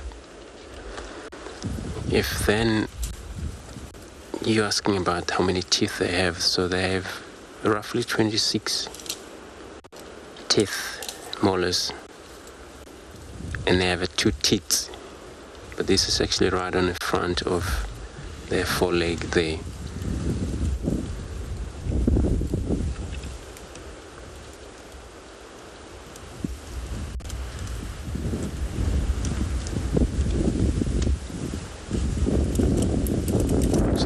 It's just got a very much of the tuskers actually grow kind of like across. Perhaps it happened twisted when she was young, and it's gonna be like that. If it's gonna grow, that one is gonna cross to the other side, the other one is gonna go straight. But she still actually have access to the mouth, which is great.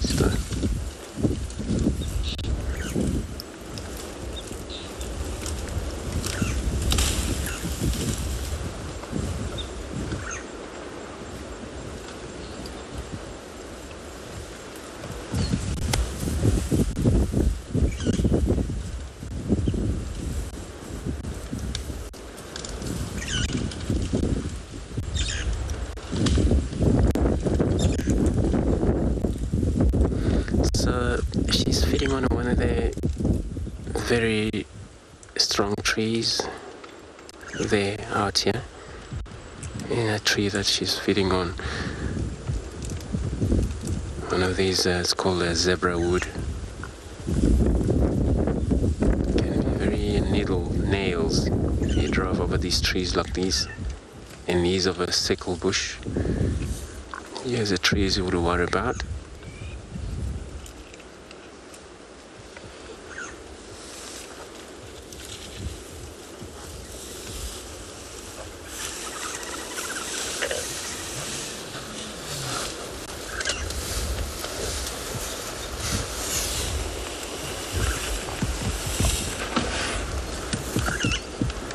She's just actually getting very much excited just because of we also in a drainage line, and this is actually her axis to the other side.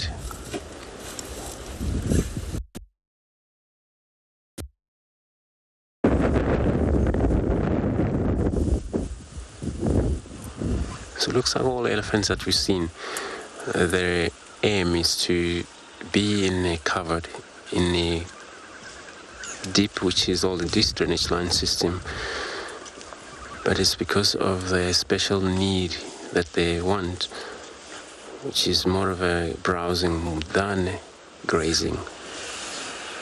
Trees in the drainage line system healthy,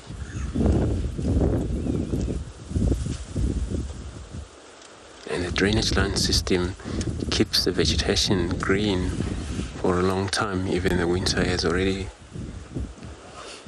gotten into this area too much.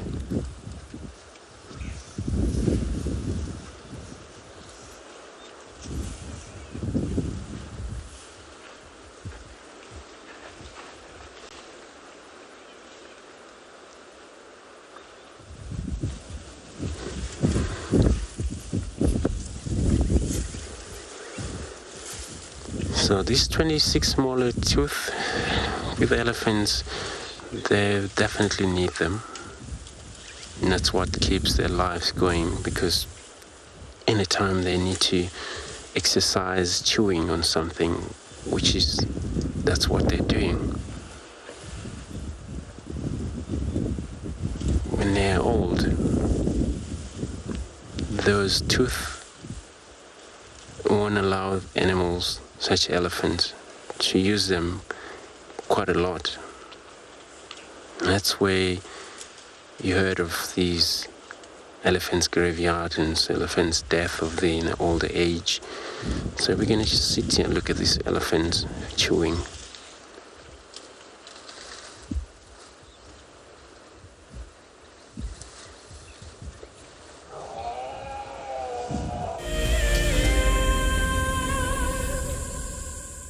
The Masai Mara in Kenya is an iconic wilderness filled with life. Its inspirational beauty has captivated our hearts on WildEarth for many years. While this season of the world's greatest migration has been missed, WildEarth is preparing a spectacular comeback in 2022. For the first time ever, WildEarth will be running expeditions to Kenya's Masai Mara throughout the 2022 migration season. Hosted by David Githu and Isaac Rotich, you could be a part of the team that shares the wildebeest migration with the world, live on WildEarth's daily safaris.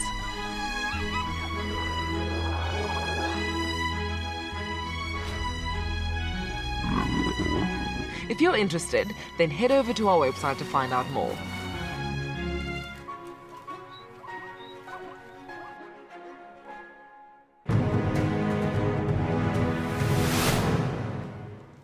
I turned to Shaw and I saw that she had this panicked look on her face. Either she was afraid that something had happened, or she was afraid that she was going to miss out on something. But instead of her missing out on those lions, we drove up next to them and I switched off the car so that she could hear what was going on.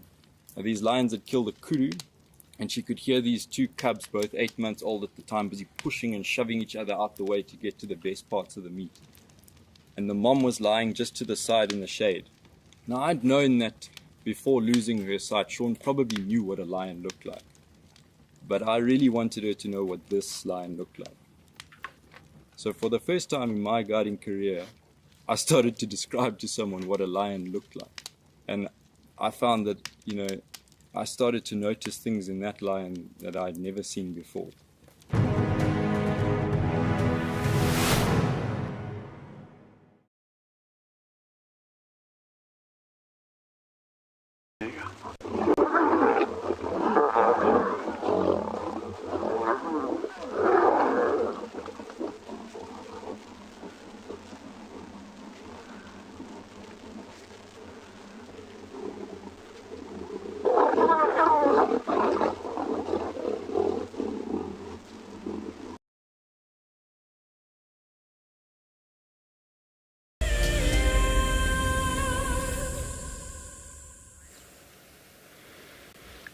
This is about the most sun we had this afternoon. We just managed to get this little gap in the clouds at the moment, and I'm convinced it will close. I can see a lot more clouds rolling in from all directions. Just look at that. You're not that close to sunset yet, and already these lovely colors ranging from bright yellow, orange. There's a bit of slight pink, dark, purple. I mean, there's too many to name.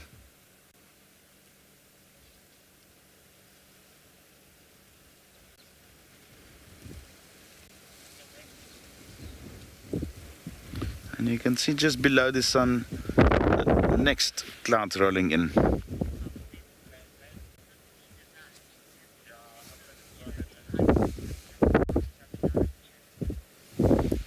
Janet, definitely. Living and working out in the bush,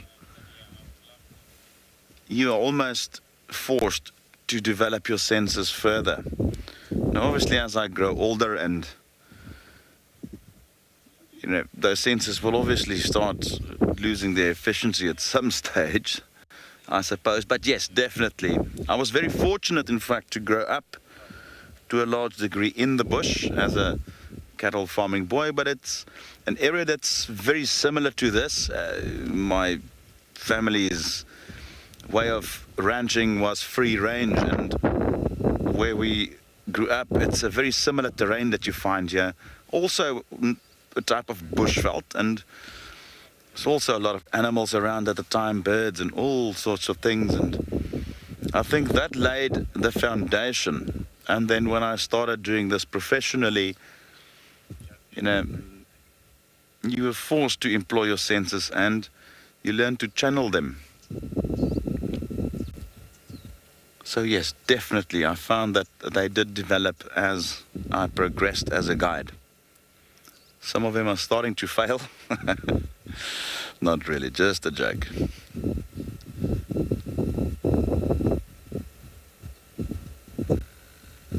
My eyesight is not as acute as it used to be. Still works, still gets the job done.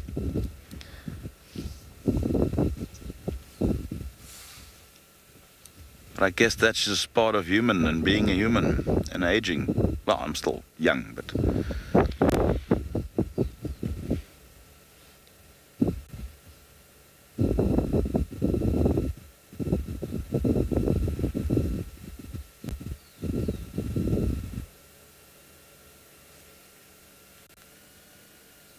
wow.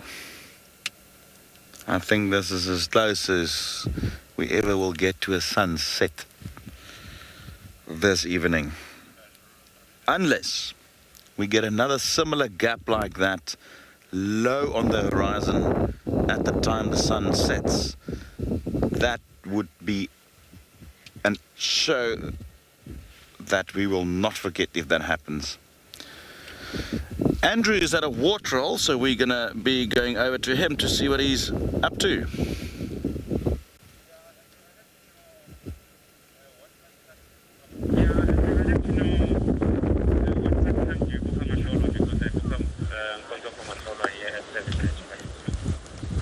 So we came to Treehouse Dam. I think we also mentioned that we're on the just to the eastern side there of this dam, and then we got some of the elephants already started to drink here.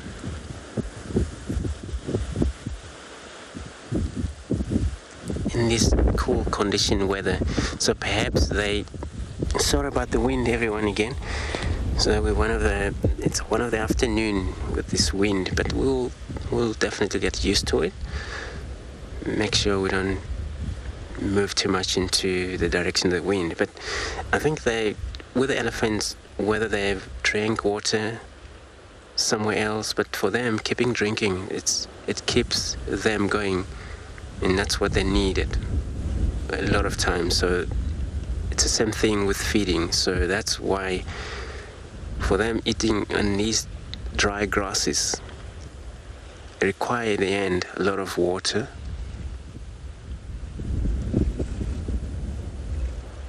And then for that, trunk would hold at least, if it's a bigger elephant, roughly 15 liters, 10 liters there at a time, each time. So by the end of the day, that elephant would have above 120. Oh, there's also a hip on the background.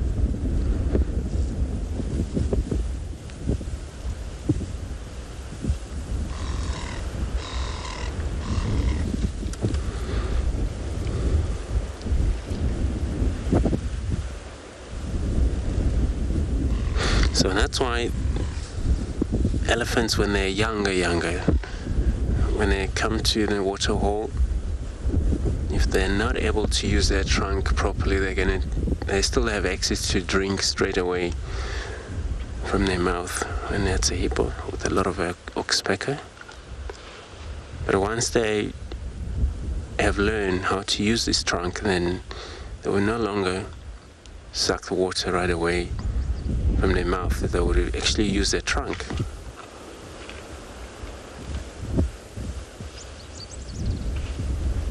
But now, where there's a problem with elephants, some of them, they would have collapsed their trunk. When that trunk collapses, it looks like the whole muscle just collapse that way. So, and then a paralyzed trunk would be able to no more work, function anymore. And that animal may or may not die immediately, but he will suffer, or she will suffer, because every time she want to eat or drink water, it's not easy anymore without using trunk.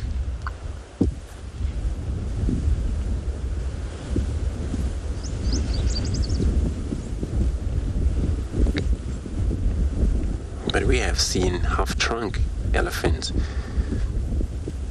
But it was incredible to see how she managed to use that. We've not actually seen that elephant in a long time, so I'm not sure if she actually have made it. Oh, look at this. Beautiful yawn net. So it's all about, because that a hippo realized, oh, there's elephants in this area, so it's all about a warning. When they yawn, advertise their jaws. There's only way they can show themselves to anybody who want to get close. Just say, look what I got, you get it back off.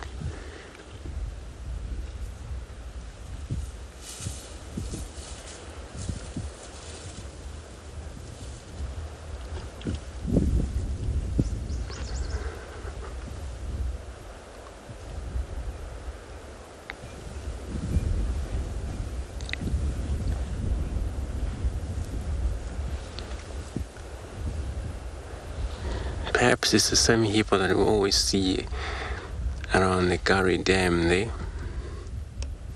that he has made his way back into 3 Hours Dam. But he would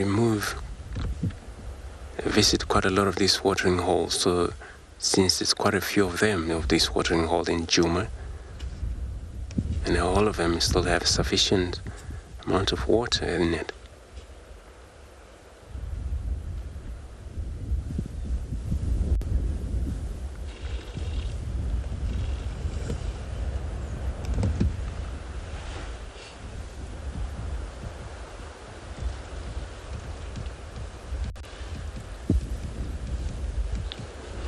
So At this time of year, it's also best a season to enjoy the elephants.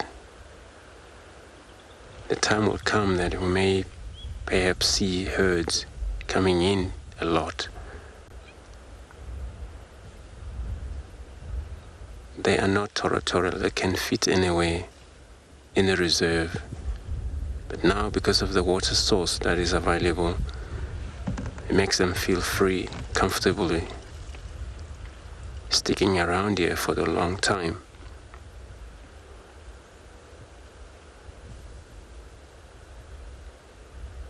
But once the rain comes, green everywhere, then they will have a free time and they can do whatever they want. They can go back to the east, almost to the Mozambique border, back in the Kruger National Park. Some of them, they will be along this river.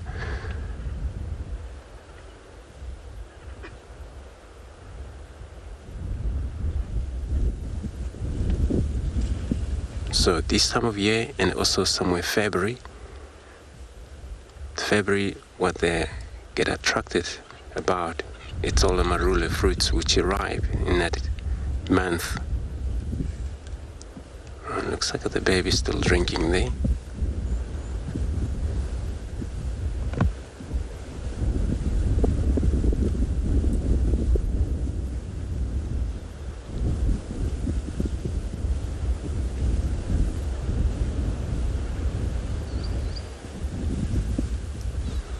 So baby elephant will drink and wean around 18 to 24 months,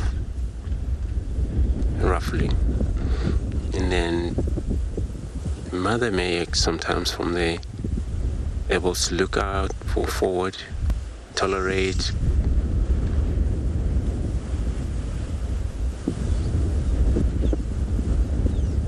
But usually they have to give birth every around 7 years, 5 years, 7 years, repeatedly reproduce. Look at that hippos getting very much active of yawning.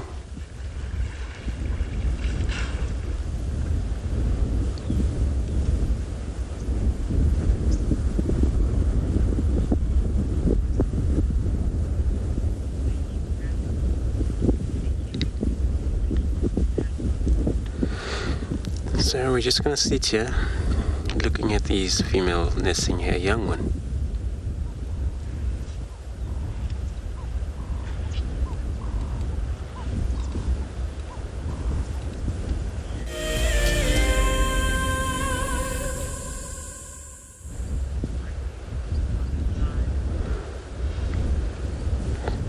So here's this third one coming in, going across. But not the one that was actually giving us all a little bit of a run around back there. It's one of the another young male that will walk across. But that female should pose like that.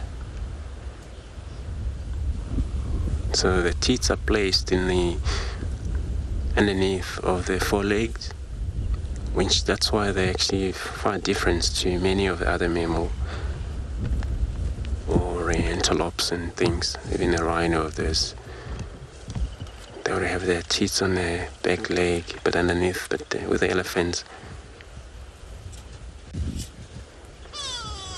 so the baby still wanted to drink.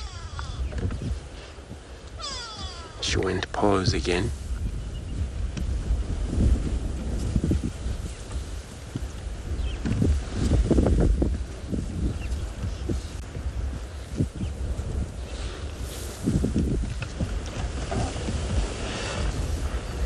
The young one playing with the dust.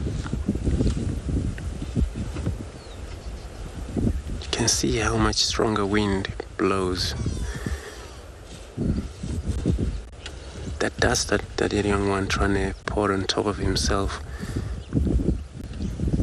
won't do much in a wind like this, so all of it is just gonna blown off, pushed off by the wind before it attached to the skin.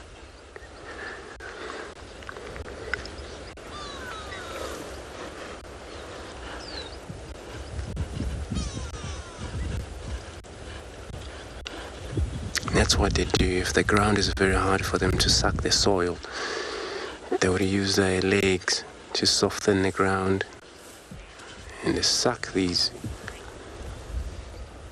dusts through their trunk to pour on their backside.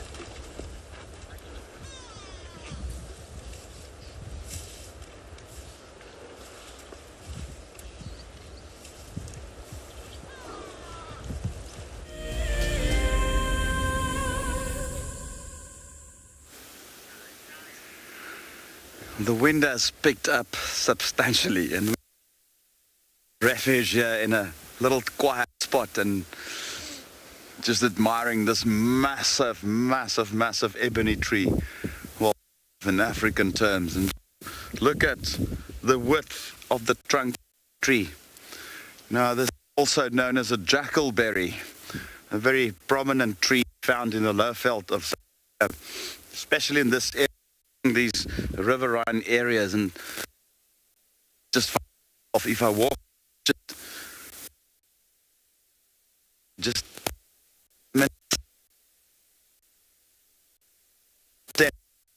to guess. I will not even attempt to even guess how old this is. The African ebony or jackalberry. Now, the fruits are eaten by almost anything that eats fruit. Elephants, baboons, jackals being one of them, consume them. Jackals are known to eat fruits even though they are predators. And I want to share a story with you. And we were on a boat cruise in Zambia, in the upper Zambezi, and we just kept on seeing these piles of smoke coming from the embankment. And I asked the skipper we want to investigate what that is. And he says, no, they're making beer there. And we thought, well, we would definitely go and investigate that. And it happened so that it was actually locals who were distilling a type of moonshine or distillate from the jackalberries that they fermented. Very crude little still with a metal drum and a pipe to condense it. And it's interesting that even us can find use in this massive tree. Lovely, lovely tree. Also a favorite of leopards. Often, especially in summer, you would find leopards on these bigger branches, since it is also a tree that does not shed its leaf. It's somewhat evergreen. Magnificent. This is one of the largest specimens that I've came across in my career. This is phenomenal. I just love trees. It's one of my main interests is trees. And that's something that I got from my dad. And if he's watching now, Dad, thanks for that. You definitely laid the foundation for what I've become. I recall my dad used to literally drill it into me, like, what tree is this? What tree is that? And he knew them all. And it's just a bit of a tribute to that and that time of my life where I literally was a growing boy, and the basis for my love for nature was laid by my family. We're going to continue. It seems like the wind burst has subsided a bit.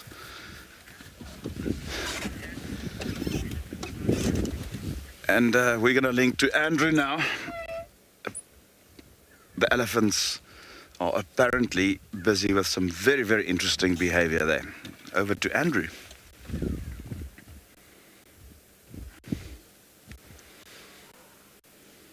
So we're still sitting here now looking. These elephants of ours have moved already away from this watering hole, but these young ones still gaining access to the grasses where the mother have already moved into the bush.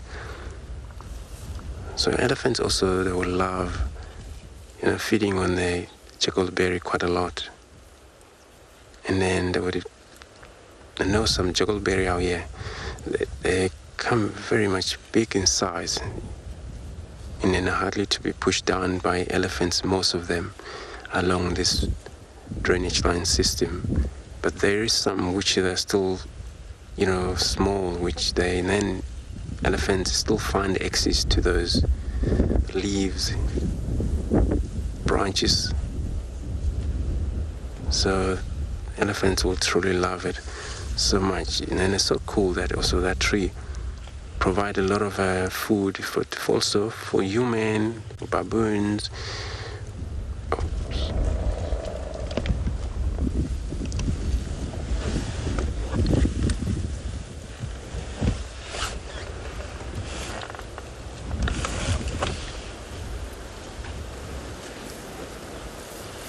That was a nice communication there. Maybe she's a matriarch. But I'm not sure what she's trying to do with this little one. Maybe still begging for a milk, but perhaps she don't want to give it anymore. But that audio you just heard, looks like a few of them respond from the drainage line. Perhaps they're going to make their way up here.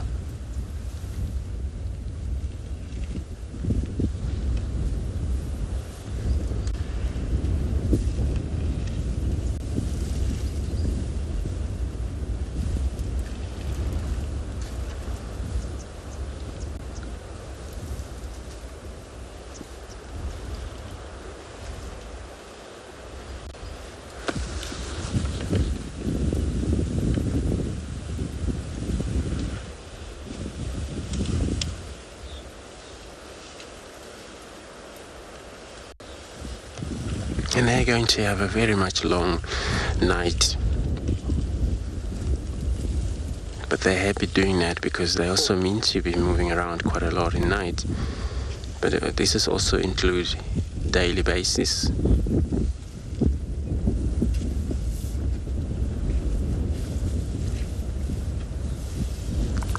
So at night they would also make sure these young ones, they're close to their mother, because this is where the predators may be exercised, whereas elephants they won't really trust. Once they can smell danger around them, they're always just gonna go on yappies and the old trumpet sound that they can make.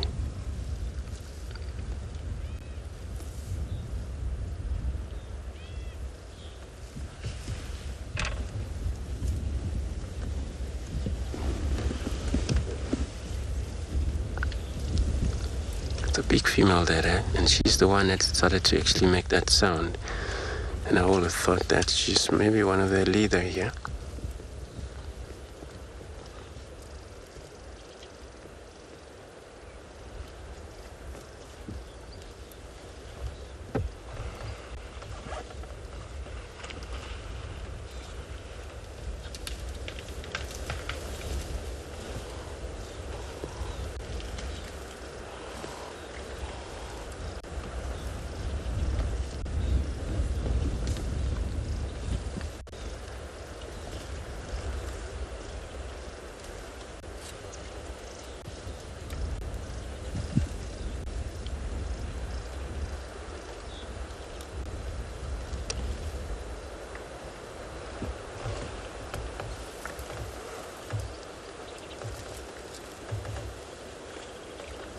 Quite a lot of these trees, all fruited bush willow, is so soft, the bark, and they were able to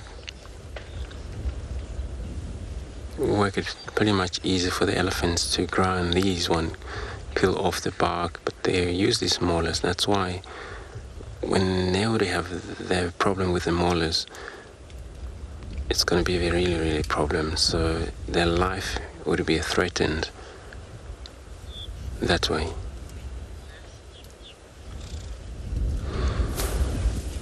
So everybody, I'm gonna leave these elephants and then I'm gonna go look for something else around.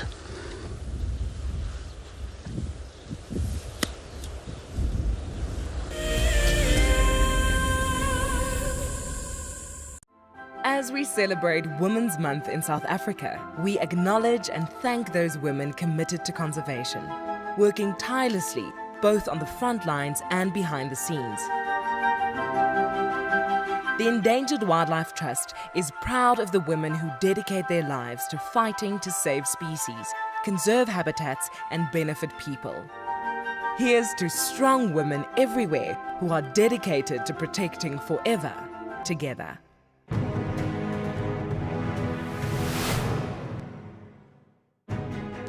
We're here at the Advanced Rifle Handling Challenge, which is actually lots of challenges in one to gauge the contestants' skills at different distances and different speeds. This is probably the challenge that the contestants are the most nervous about. So let's get them locked and loaded.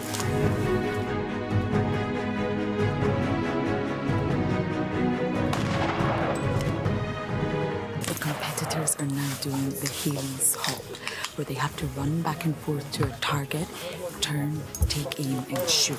And this simulates a chase in a real environment and gets the heart pumping and the blood pressure up. James gave us a demonstration, and the skill involved in this exercise is remarkable.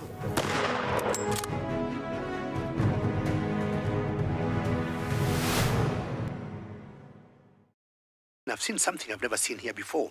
Look at these cubs. One is crossing the river. It's being washed away, unfortunately, but I'm sure the mother is going to save her. Look at that. How beautiful. Look at that. One crossing, two to go.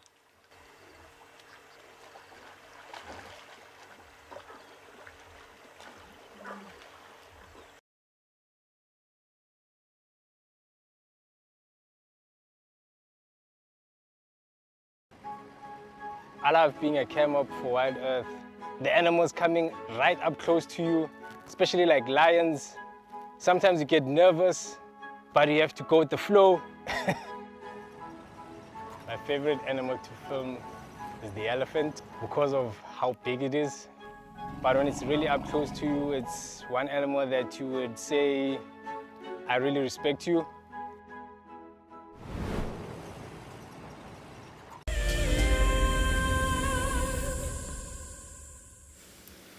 The wind is absolutely howling at the moment.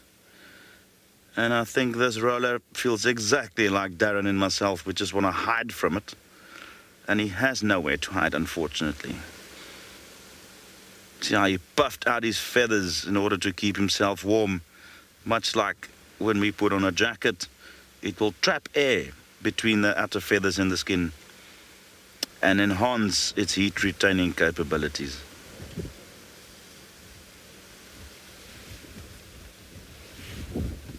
This is considered to be the national bird of Kenya, in fact. That's also where you will find the Masai Mara.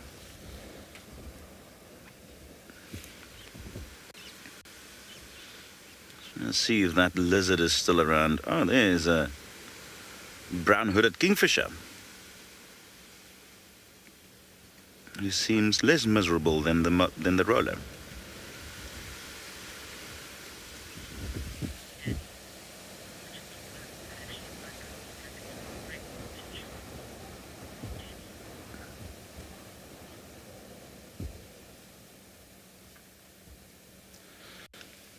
Hi there, Denny. There's a number of birds that would migrate back here in summer. In fact, the list is too long for me. It's going to take my entire game draft to name them all. But while we have a roller here, there is rollers that come down from Eurasia, the European or Eurasian roller. This morning we saw the Valberg's eagle that came from Central Africa. There's a number of other eagles that will also come from certain parts of the world. Later in the season, the Amur falcons will come all the way from Russia, from Amurland, all the way to China, India. They stage on the Maldives, from there over to the Horn of Africa and down the Rift Valley. Now the small falcon that also migrates.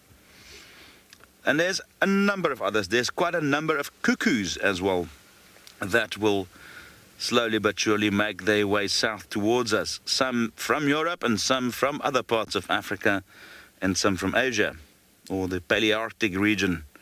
That's something that I always look forward to, is the arrival of migratory birds. The lilac-breasted roller is a resident species. They do not migrate, so we see them all year around.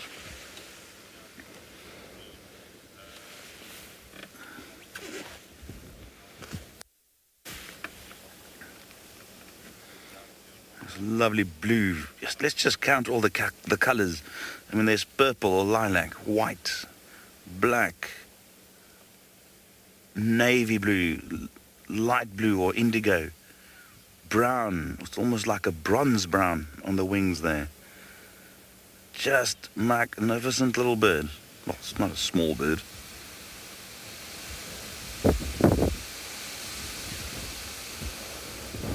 Shame. He's just trying to balance on that dead log.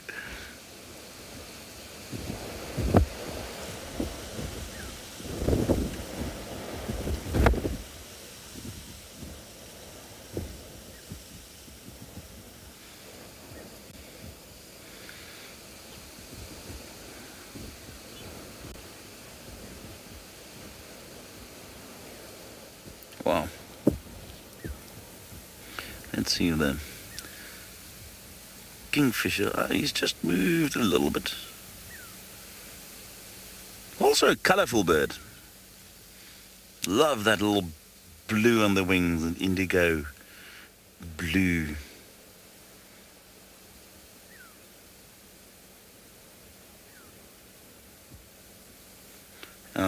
If we have any viewers from Australia, your kookaburras are also in the same family as kingfishers. They are in fact a type of kingfisher.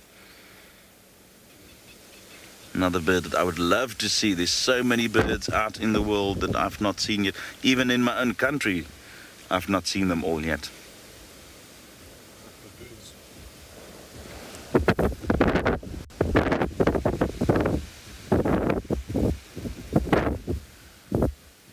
Darren just mentioned that he has seen baboons.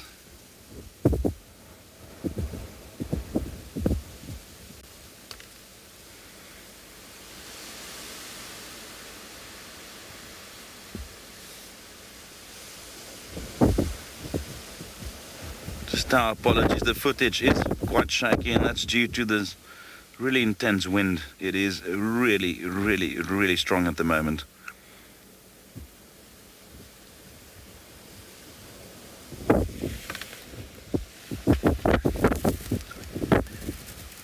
Look at that. There are few things as entertaining as baboons.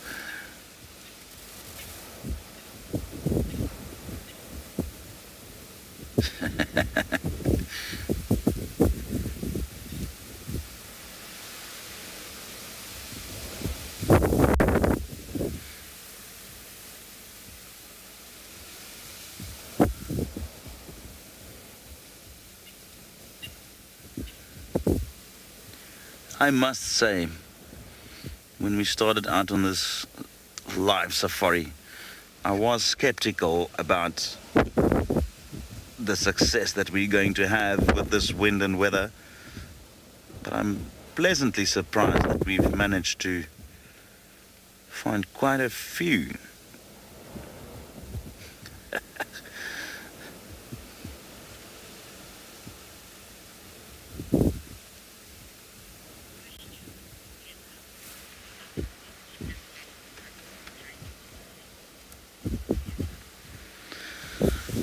Afternoon, Heather. Very good question.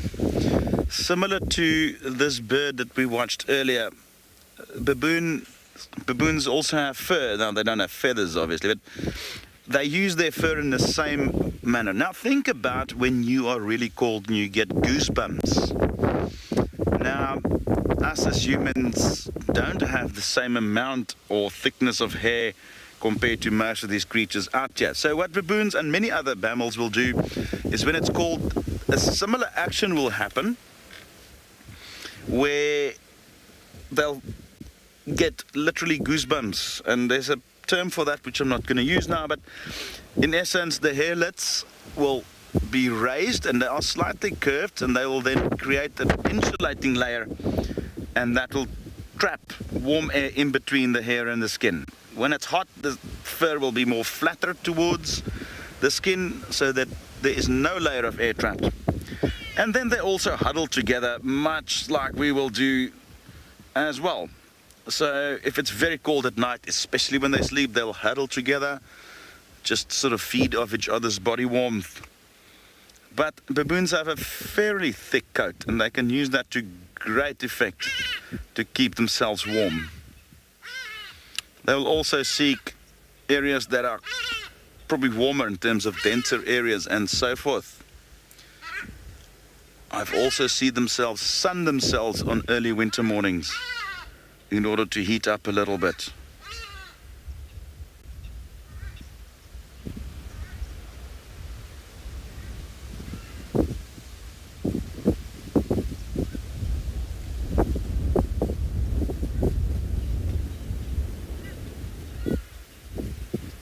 I suppose a bit of play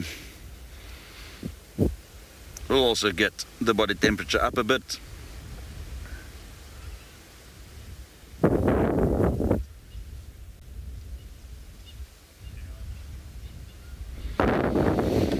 Now you can see the lodge in the background. That's Djuma there.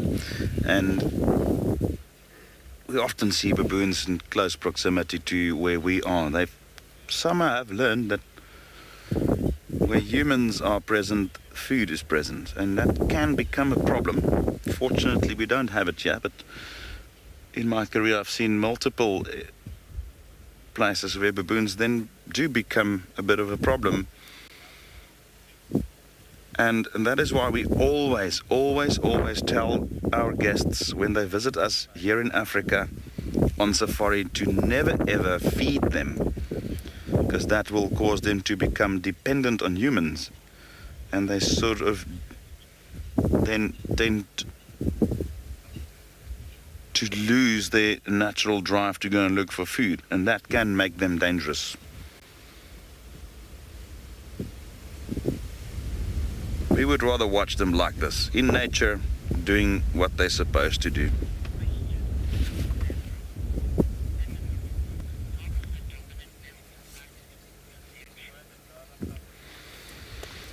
Overall, male baboons establish a ranking system within the troop, and age is relevant to that, and size. So that is done through combat.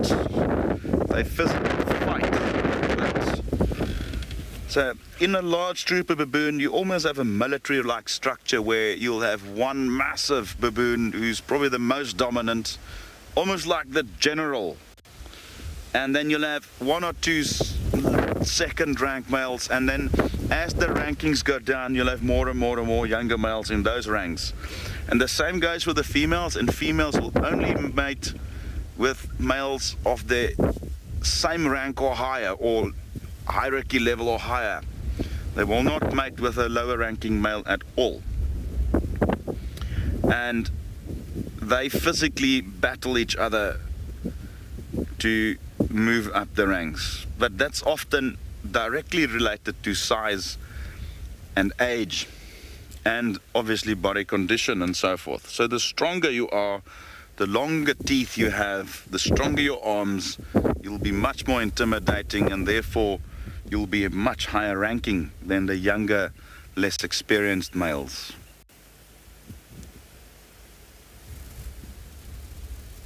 So there's not one specific troop leader. There's usually one or sometimes more top-ranking males that are maintaining the discipline as well, often.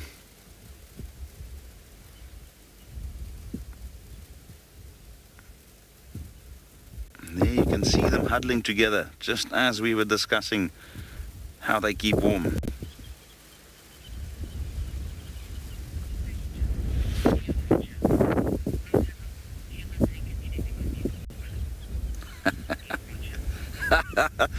Sorry for the chuckle. I see another story coming up.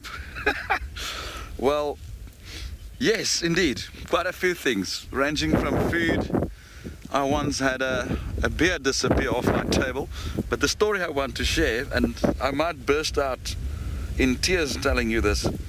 Now, I was stationed in the Kruger National Park at a private concession, and we also operated another operation in the Sabi Sands, and I was asked to go and relieve one of the guides in our Sabi Sands operation at the time, and myself and my colleague, who was the tracker, we were sent down, and we were driving, and I was driving this little pickup truck, this white one, and we had our bags in the back of the pickup truck, and we were slowly driving through the Kruger to Kruger Gates in order to get to the Sabi Sands, where we will then the next morning meet our guest that we would have going to guide. And we saw this massive male baboon right next to us on the road. We stopped, and I started talking to him just out of habit, and he jumped onto my vehicle in the back and started going through our baggage. And there was a few shopping bags in there that was just more clothing and shoes and so forth. And they grabbed the tracker's shoes that was in a shopping bag and ran off with his shoes into the bush. And by that time there was a few other vehicles who was observing this calamity unfolding, and thick with laughter, myself and this tracker ran after this baboon. Fortunately, we were in uniform, so the guests could obviously figure out that we were guides or Kruger staff, or and this baboon just saw us coming and dropped this bag of shoes, and we probably laughed for another hour afterwards on our way to the Kruger Gate. It was one of the funniest moments in my life.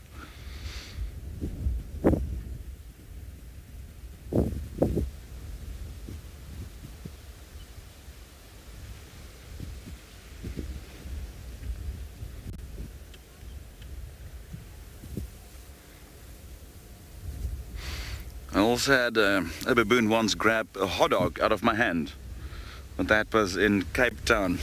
Now, those baboons are notoriously arrogant with people, and I was busy eating this lovely hot dog, and this baboon just walked up and snatched it out of my hand. And best is just to let them be. Those baboons could potentially... Anyway, I'm just trying to regain my breath after another chuckle just thinking of that incident. But we will just remain here for a little bit and see what the baboons are up to and what else comes around.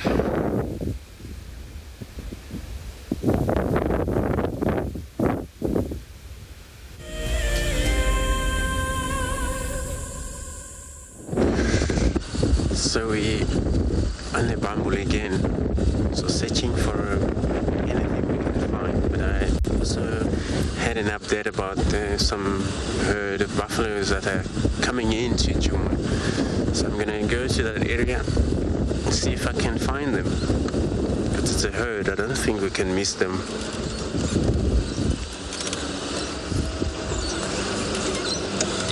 And then it just sounds like maybe they came from Manyeleti, perhaps.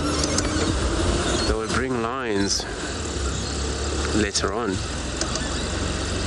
And that will be probably the Talamati, where we think they may be in North Manyeleti there.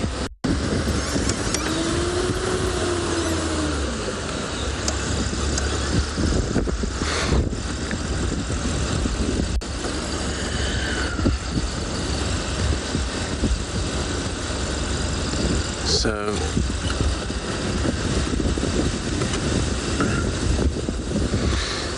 we didn't actually have buffalo here for a time. It's nice to have them back, and then it's always a chance the lions may be interested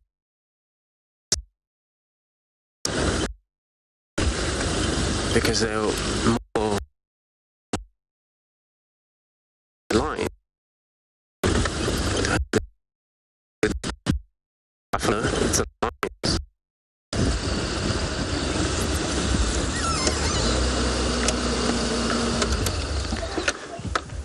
So this is where we're going to be going. There, we don't actually see anything from the horizon, but because of the lot of trees. But we're going to be going in that area there, hopefully we find this herd of buffaloes, all the kept buffaloes or savanna buffaloes, other species. Perhaps one of these huge group.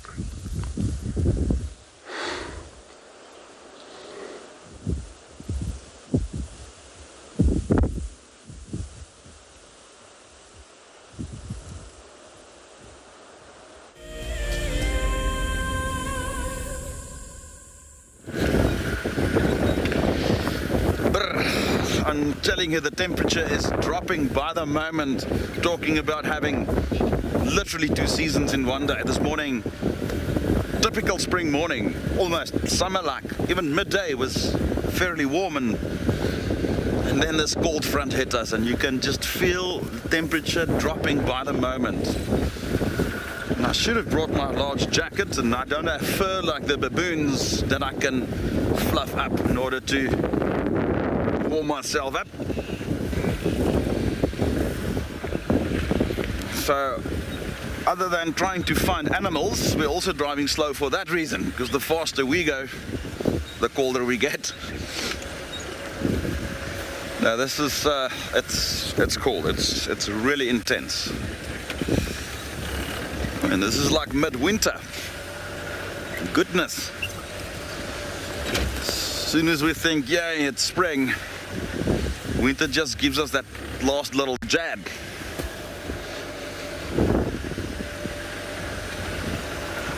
Yeah.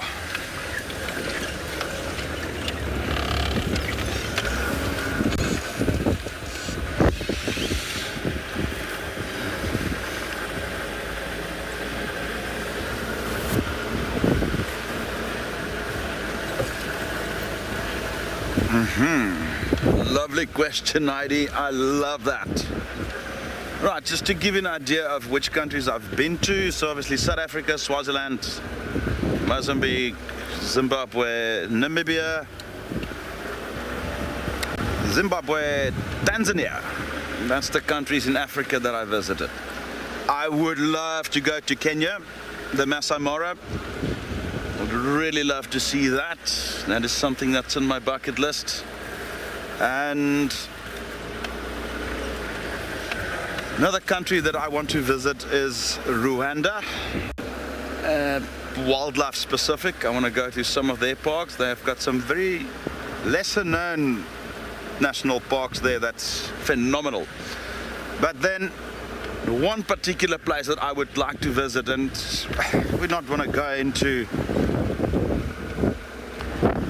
the situation in a lot of this country, but Chad is one country I want to visit. It's in North Africa. Majority of the country lies in the Sahara Desert, but the southern bit is partially in the Sahel, which is a dry, arid savanna. But the south of Chad has got some really, really beautiful savannas and woodlands. And there's a national park called Zukuma National Park, and that is at the moment one of my ultimate bucket lists. And do yourself a favor, go and search around on the internet about it. It's definitely an area that I would like to visit. It's so amazing, according to some of the footage I've seen, and some friends of mine who somehow managed to do expeditions there. I know that, not sure if it's very tourism friendly there at the moment. Another place that I would like to visit is the Sudan, South Sudan.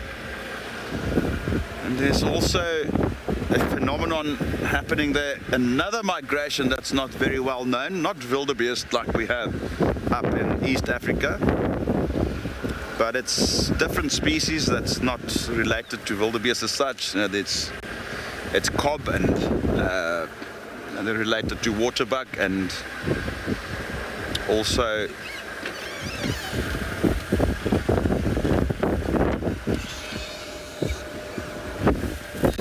it's basically I think it's called tiang or something like that, which is related to topi. They migrate in their masses there as well. Speaking about migrations, let's look at an upcoming expedition in 2022. The Masai Mara in Kenya is an iconic wilderness filled with life. Its inspirational beauty has captivated our hearts on WildEarth for many years.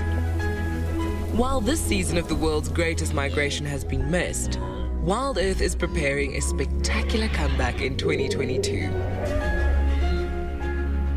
For the first time ever, WildEarth will be running expeditions to Kenya's Masai Mara throughout the 2022 migration season. Hosted by David Githu and Isaac Rotich, you could be a part of the team that shares the wildebeest migration with the world, live on WildEarth's daily safaris.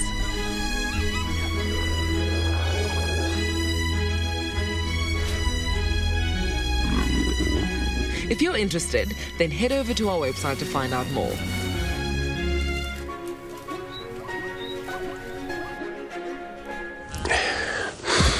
So everybody, we got a buffaloes here, herd of buffaloes, which is, of course, what we can see here. It also reminds me of the Mara there. So what you see all over the same colored animal, but that will be mainly the wildebeest, especially year 2022. And then there will be so much going on. It happens that you're there, those of you who already have done the booking for the next year expeditions, you would really enjoy it. You would really see quite a lot of different experience about these wildebeest wandering across there. It's actually a few points of crossing. But what is interesting is that, you're able to see them clearly because it's wide and very much open.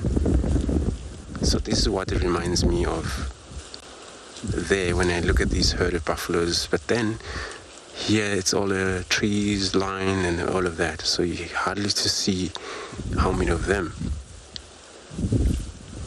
There are wildebeest out there. You won't be able to count them all for sure, but there will be hundreds and hundreds, thousands and thousands of them there making their way into that area. So it makes me think of course, Chris mentioned about places where you might actually wanted to visit. I know back in the days I wanted to, which is for mine, it's far a difference, which is Yellowstone. I think it was something to do about animal that exists into that area,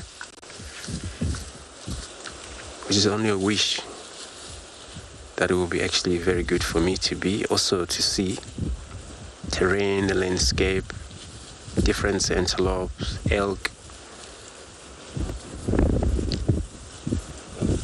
the moose. Those are type of animal that I would really love to see. So we got a Cape buffaloes here. Windy, everybody, so I'm sorry about the experience of all the wind that is blowing right straight away. It's because of this afternoon, I think it's not actually easy. We started it very well there, but for a change, called the front, pushing so much straight north.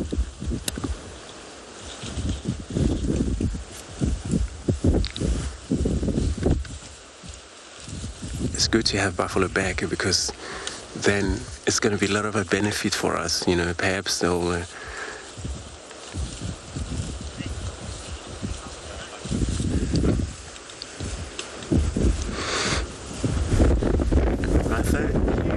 asking that would they also feed throughout the night. So they would feed halfway, but then before midnight they were just gonna take it easy, lie down. But when they do that, they make sure it's safe for that. Well, it can't be safe in the bush, but what they do, they make sure these young ones, sub-adult, also placed in the middle for safety. And all of these males, which we haven't actually seen, or some of them, which those with helmet head in front of these horn there. So these are the ones that are actually security very much, making sure the herd is safe. They still get killed though, even they still have these males.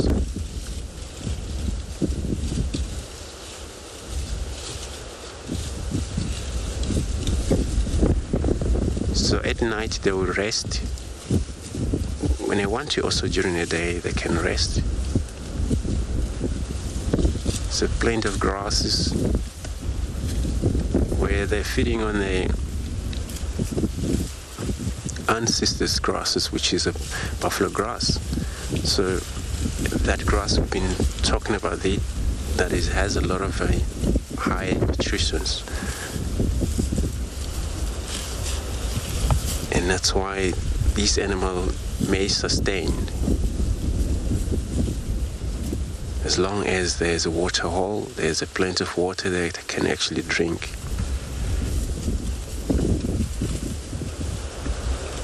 And they will drink several times a day.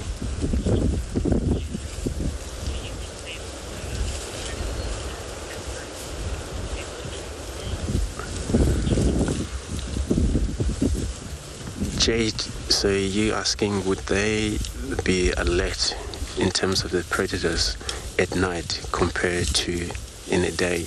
So at night there's actually slightly difference. There they need to concentrate, especially when they lie down, so they rely on a sense of smell, but a chance of possibly spotting on a danger. So during the day, when it's very much open, depending on the area where they are, but the animal that also, they difference to many of the antelope that we've seen in impalas, seen their friends died, in an hour later they forget about what happened. So these animals, they keep that memory going. So in case if there is lions around here, they will run, they would get around, but it would take probably many of hours before they forget. So they're all aware of the danger night and day, these animals. But at night, they got to be more careful of where they go, because this is when the lions also practice their skills, ambush them with these tall grasses.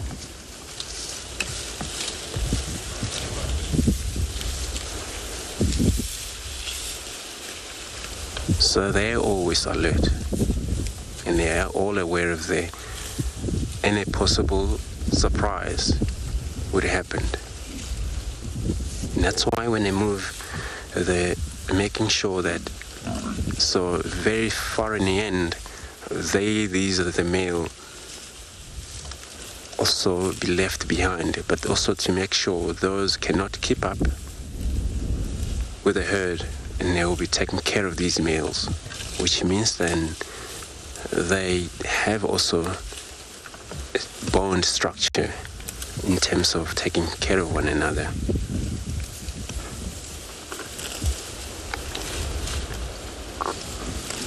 So now, since it's actually heavy clouded that we're actually going to face soon, it's going to be pitch dark, and this is where they're going to make sure places where they're going to go to, then they go into places where they can at least see maybe 7, maybe 15 yards for their own safe.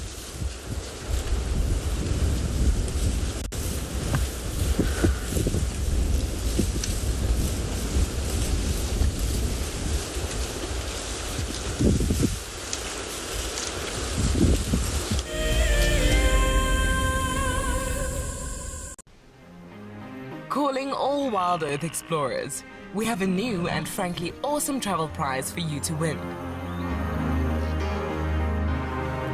andBeyond Phinda Private Game Reserve encompasses an impressive 28,000 hectares of protected wildlife land in KwaZulu-Natal, South Africa. As you have seen on WildEarth, andBeyond Phinda showcases one of the continent's finest game viewing experiences, and is well known for close-up sightings of the elegant yet elusive cheetah, as well as the rare black rhino.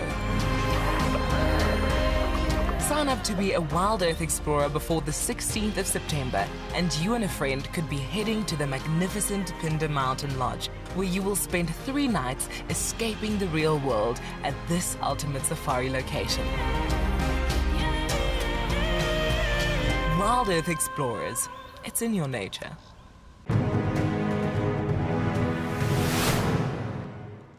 we got there, he had probably moved a couple of 100 meters down the river and was about 10 meters from this causeway. So I radioed the lodge quickly and just asked them to bring a land cruiser around and some tow straps. So we thought we were going to try be heroes and save this giraffe.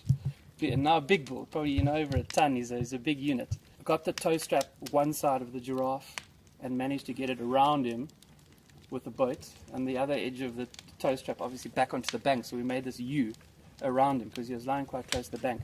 And we put that land cruise in low range and we just gave it hell and pulled that giraffe, and the tow strap slipped up and we thought, oh no, it's going to slip off the top there, and it caught on his ossicones at the top. And that last 10 meters pulled him out onto the bank, and he battled. He was obviously quite weak and all that.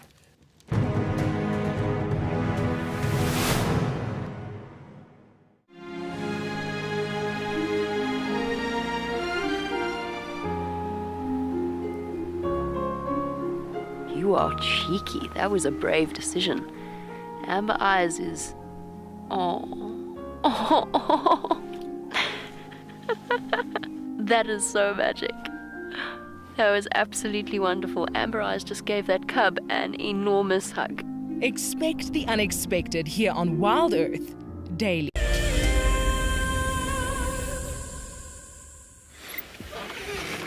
Just spotted a batalier up ahead, and it's relatively far. Let's see if we can pick it out on this grey sky. There we go.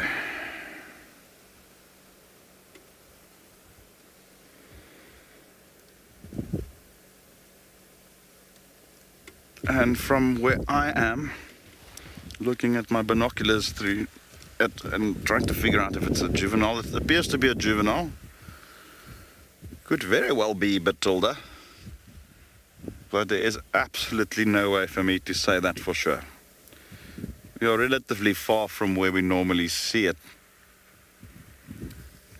But being a bird of prey, they can fly long distances in search of food.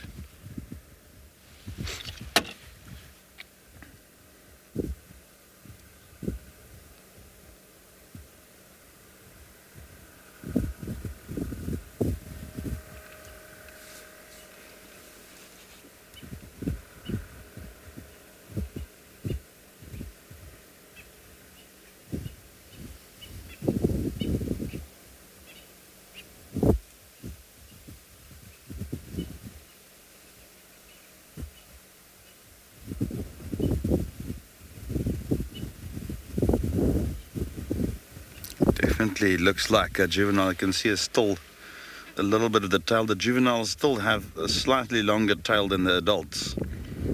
And it's difficult to pick out any coloration, but it appears that it is a brown bird, which means it is a juvenile. It hasn't eclipsed into its adult plumage yet.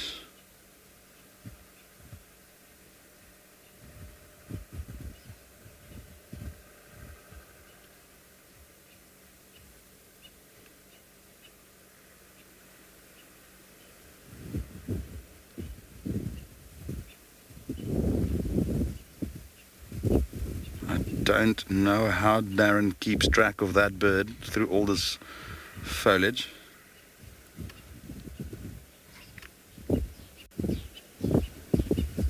I can barely keep it in my sights in my binoculars.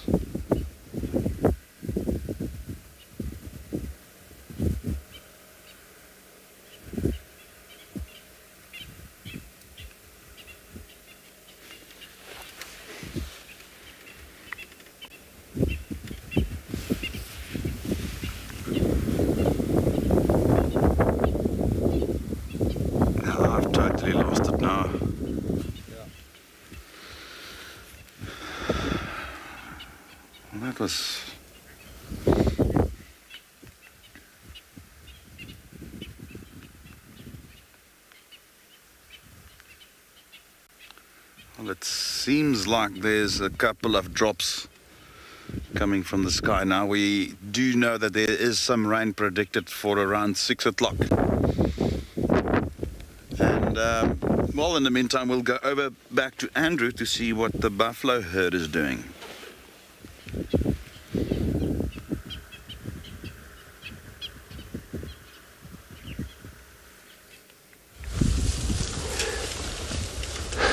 So thanks, Chris.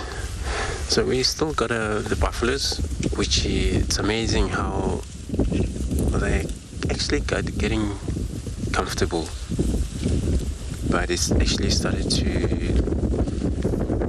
rain drop a little bit. We'll see how it goes.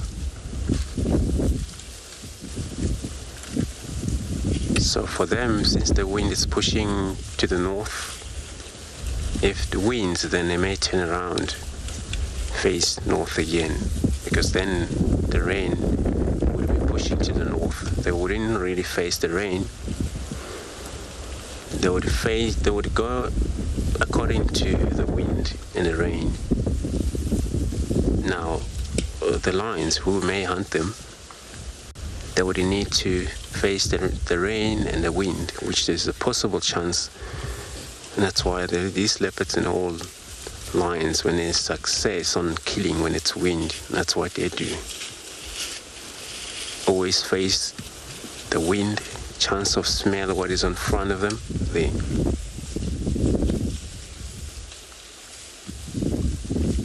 It's one of the male over here. We just talk about what the horns are like.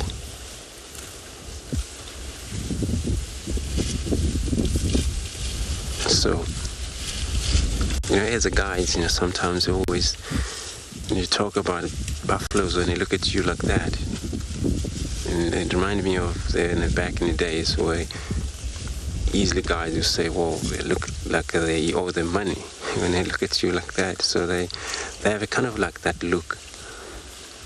Of course, they're animals. You could understand that, when they're not too sure about things, they always have to take a look at closer thing.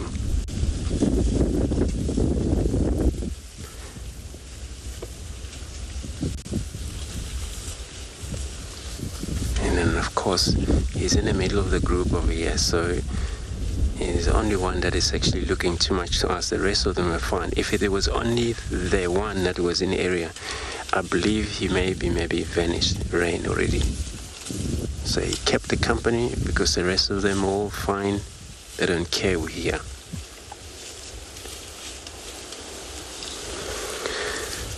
So in terms of feeding on these grasses, it's called bulk graze, which means they prefer tall grasses, the buffaloes, mainly. So, but not only the buffalo. If there's zebras, if there's a roan antelopes, so also they in a same line up of how they prefer their food. So it means feeding on a very much tall grasses.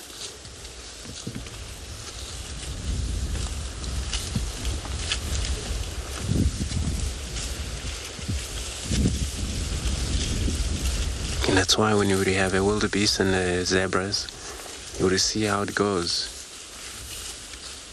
Zebra always take what is left by the zebra.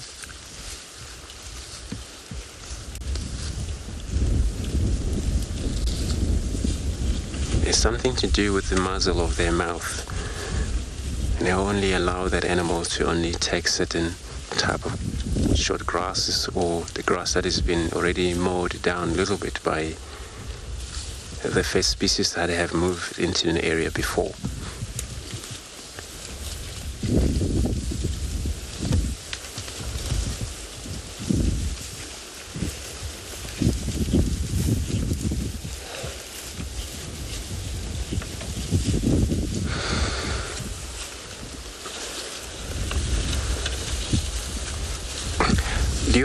So you're asking, with the larger male leopard take down the baby buffalo? Yeah, that can happen. Some of the baby, it's very difficult to keep up with them.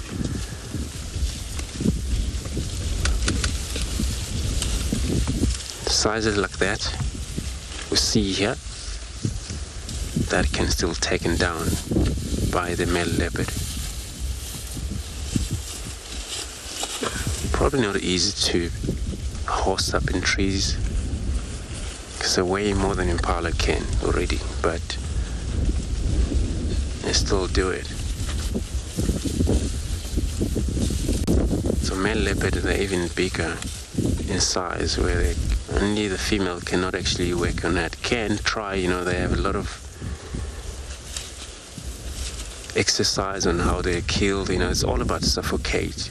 So it's still young calf like that.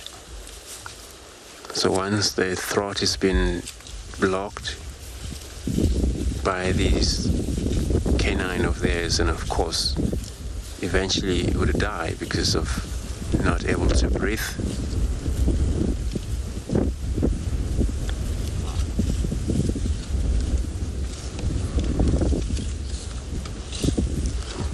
So now we're all alone on the road here.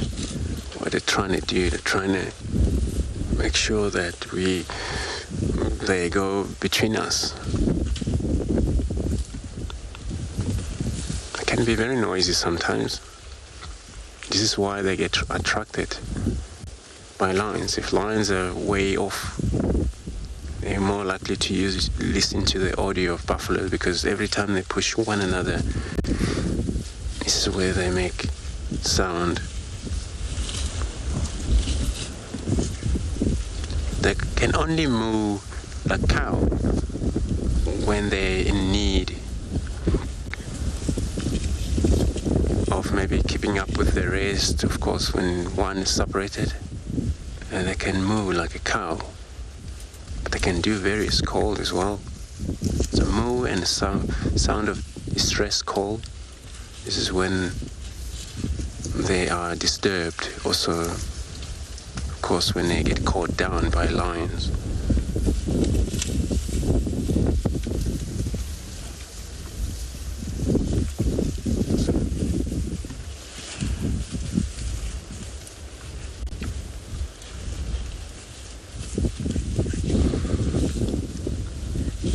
So we're going to stay with this group of buffaloes for now.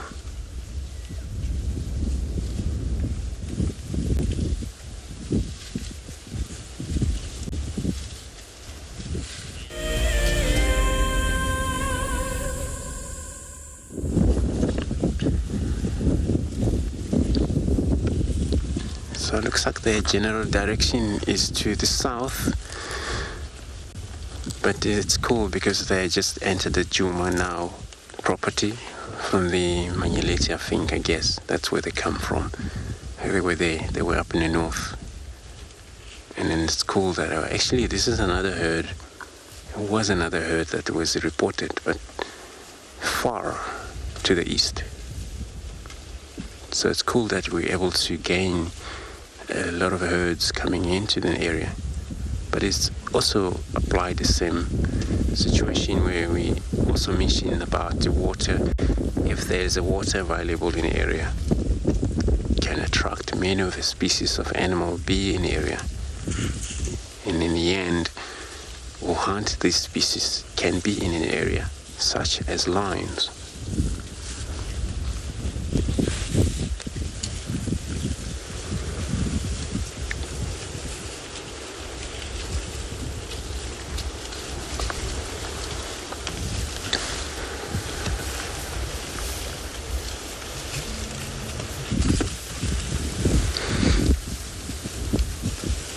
Just so cool that how they were managed through this the colder front that is taking place, but they would congregate together and stick around together for a warm, especially at night.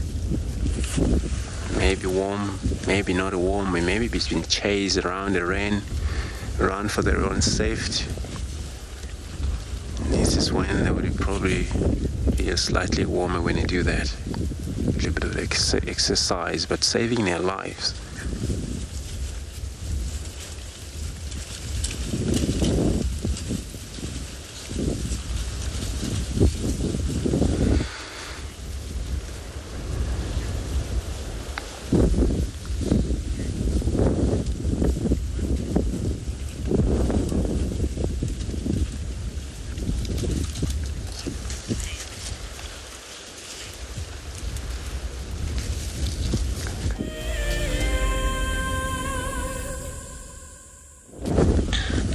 So our buffalo, they have walked past us, and what I will do, I will probably just go and turn around and then just to make sure we stick with them.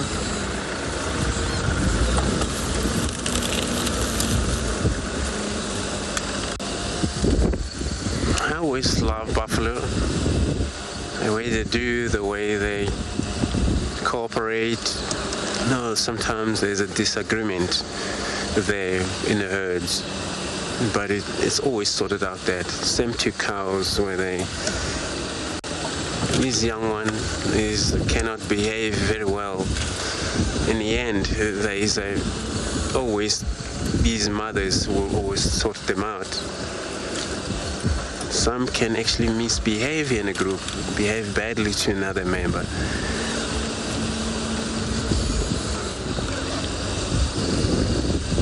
But they still form that structure, staying together that way for a safety. I mean, in a group like this, it's easy for them to survive.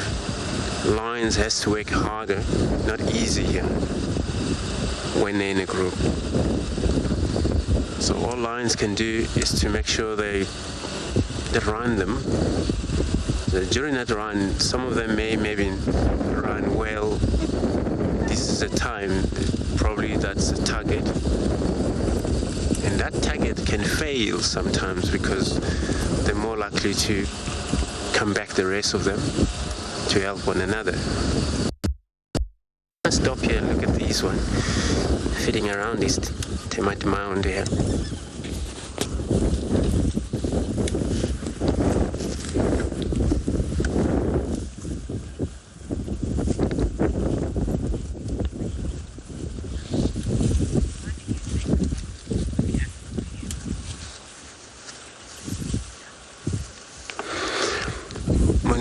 You asking what do I think, what would the buffalo react to human on food? So they don't react good. You would really terrify buffalo on food. So we always do, make sure how to deal with the buffaloes on foot. Make sure you gotta see them first, gotta watch them from the distance. But they're a very difficult animal on foot. Buffalo, they're most difficult animal. And then they're more likely to charge, and they don't give a warning for that. Not like lions will growl, or, of course, elephant would kind of like move in a certain way to show you those actually mark charge or anything. They don't mark charge buffaloes. They will run over you right away. So they don't actually react well. So wherever it's these savanna buffaloes, it's the same situation.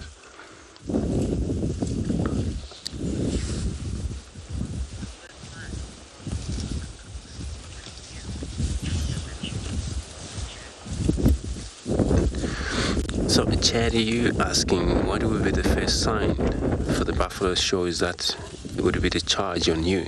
So usually with the head up, pretty much, and then of course that's how they look at things. Especially it's also one of the behavior. Especially it's also one of the behavior that they do. You always notice when they do that, leans kind of these horns, and then they raise their heads. But this way, look at you like they're looking right above, but they're looking at you. And then there may be a chance sometimes they would pretend, like if it's only single bull, you would probably either pretend like he runs away, but then he would come back with full speed. So a lot of time you gotta make sure you gotta hide or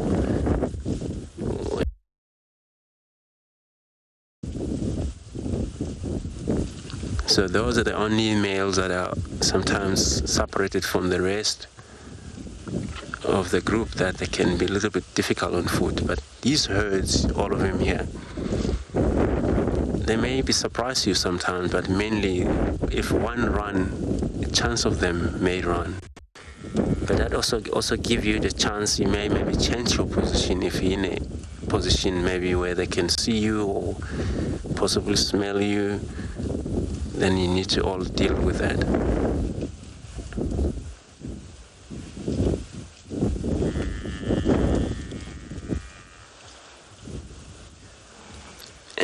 But a potential dangerous is those are buffaloes that are injured.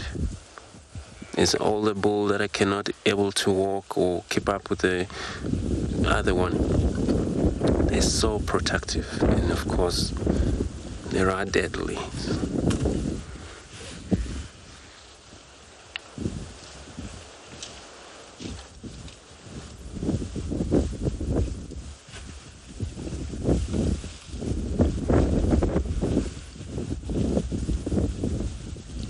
But a lot of time, they hit you with this forehead of theirs, and there's a chance you may break the ribs, chest. There's a chance this horn may get you because of very needle.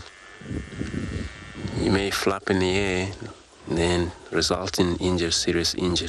So I'm going to stick with this buffalo. It's getting dark here. We're just going to see how they react. And in the meantime, let's go over to Chris, to give us an update on what he's up to.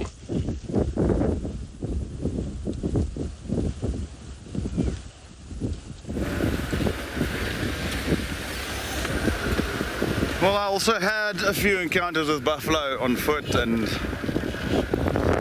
fortunately none were serious enough that there ever had to be any problems. But one particular story I would like to share, it's a bit of humor in there as well, but it could have turned out very, very bad for me. We were in the Timbavati, and like this area, the Timbavati is also characterized by a lot of drainage lines and drier riverbeds and so forth. And I recall myself and my co-guide or tracker, we were looking for lion, and I had a honeymoon couple from, I think it was New York if I'm not mistaken, and they were so keen to see lions. And we did find tracks, and typically how that would unfold is the tracker, who is a skilled, all trackers, but that's his main focus, is to follow the tracks of the lion. And I was driving around the block, and parallel to the road, about 40 meters, was one of these drainage lines. And I saw another set of lion tracks heading into that drainage line.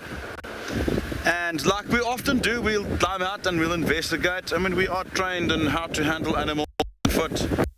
And this was still very early in my career, I must say. And I was walking, and I gone through the drainage line, and this is in full view of my guests. I'm only about 50, 60 meters from the vehicle, telling them to just stay in the vehicle, they will be safe. And as I got out onto the other embankment, literally like 4 or 5 meters in front of me was this very old buffalo bull, and not very happy with me. And he just lowered his head and he came at me. Now, it's about a 2-meter straight wall. I just thought at the time I didn't have any means of defense other than my feet. And I ran.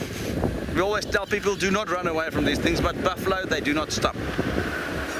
And I only ran to get into the drainage because it's a very straight vertical bank, and I knew that if I jump into the riverbed, it is soft sand, I should not break anything. And I jumped down into the riverbed and quickly ran about 40-50 meters in the riverbed, and I found a spot on the other side of the dam wall or riverbed.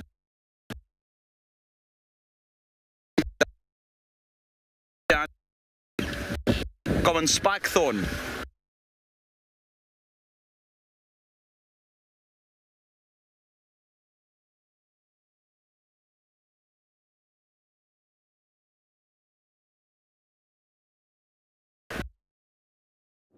I don't know if it got a buffalo here. Sorry about that. He still got us, everybody.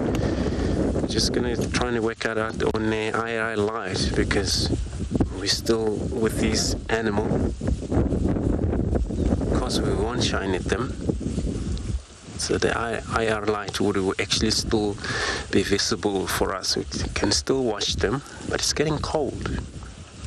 But I also guess this is how they would also behave, perhaps look for a place to hide. When it's very, very wind, they may come to the open. They wouldn't mind about being windy. All they want to see around who would actually come in for them or disturb them.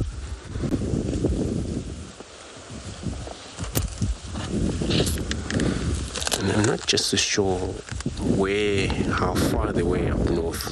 So he found out they are not territorial, in fact. So it may happen that they have moved a long way to get around here.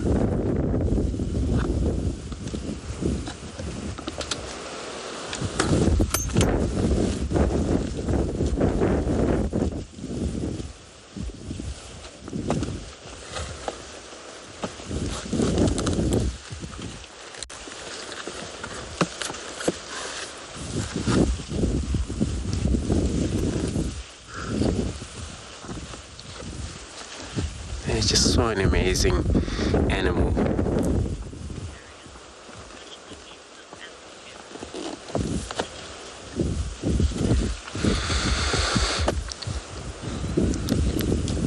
Daria, you say it's such a cool for this buffalo to find their way, or easy feeding. I mean, it's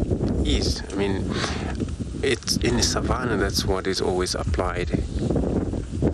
So you got a places a lot of time where the grasses reach, but also the animal in that area, when they got into that area, they feed very well, but they're also healthy.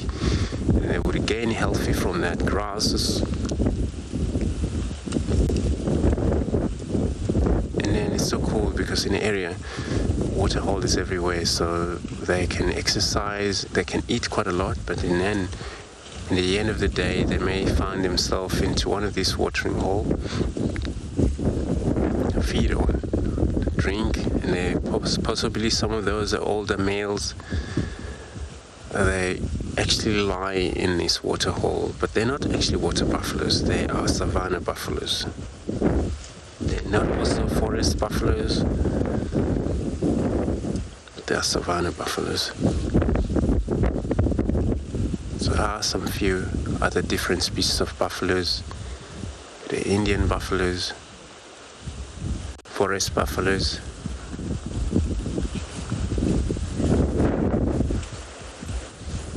So we're just gonna reposition ourselves here, keep up with them.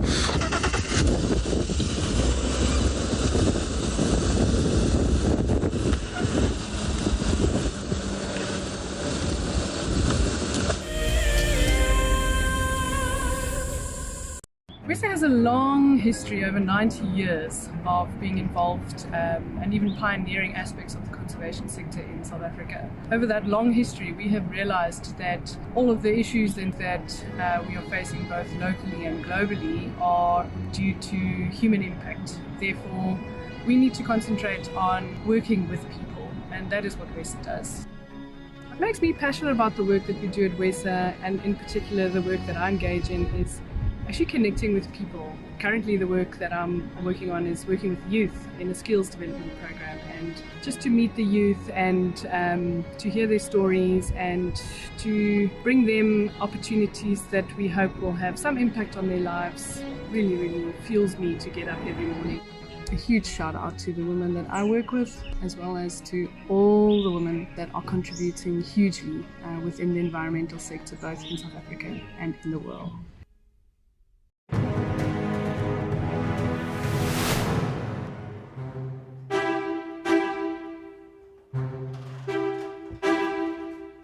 Our competitors are in the room behind me right now for the birding challenge, where they have to look at pictures and identify the birds and then separately listen to bird calls and identify them. But it's not easy. This is going to be the toughest one.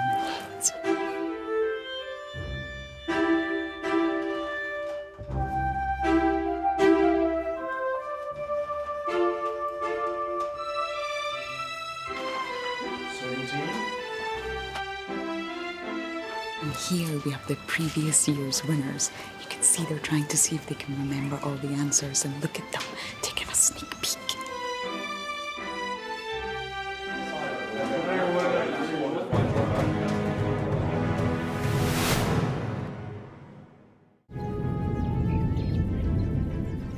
Oh, it's going to be in trouble now.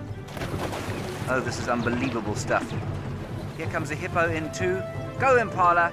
There's a hippo coming in. I can't believe what we're seeing here. This is what we normally see in East Africa. It's all over.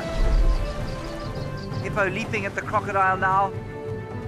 Everything's gone underwater.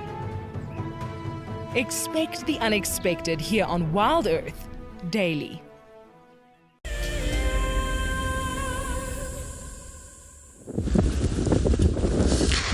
So we're still sitting here. We're just gonna sit this far and then just to watch them how, because looks like the other members on the other side of the road, which is actually on the way left-hand side of the road. They have to find the easy access across to the other member, which is there on the right-hand side here of ours. But it's quite a density there already where they are, so we'd rather stick on the road. So we'll still see them how they cross.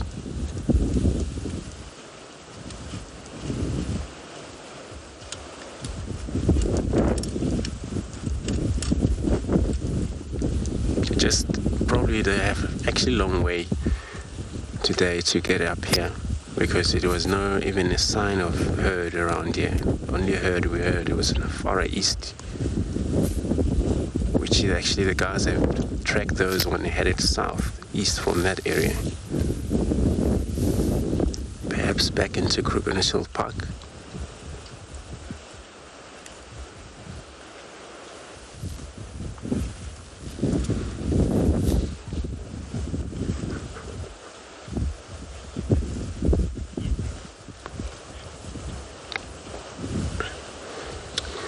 So everybody, I'm gonna reposition here. So in the meantime, let's go across to Chris, who still needs to finish his stories with the buffaloes encounters, probably on foot out there.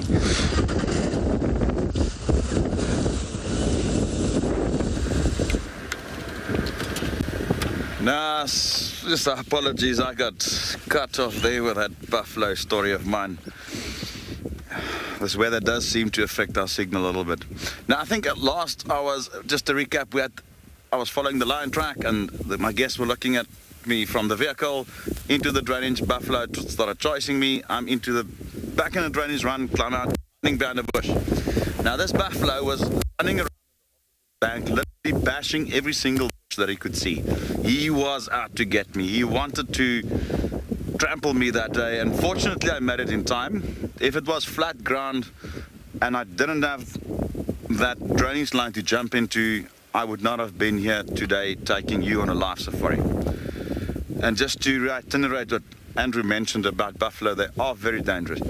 However, you can approach them if the terrain allows. This case not. But the conclusion of the story is, as I look back, here's the two guests, and they're just hammering off photos and thick with laughter. They thought it was the most hilarious thing in their life. Obviously, I had a bit of a chuckle, and it's probably just a bit of adrenaline and dramatic relief coming out there. And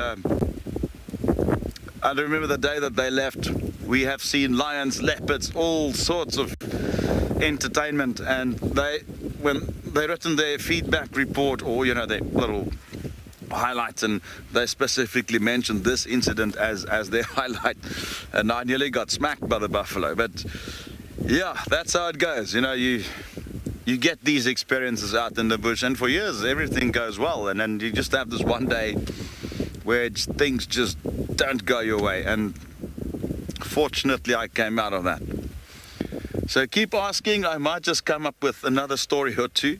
If there's any particular topic that you would like to know about, please, you're more than welcome to send us a question or a topic that you would like to know of in terms of a story. I might not necessarily have one, but we're going to continue on our little night safari. We are slowly but surely heading towards the end of the show, but there's still enough time to hopefully pull out the proverbial rabbit out of the hat. And in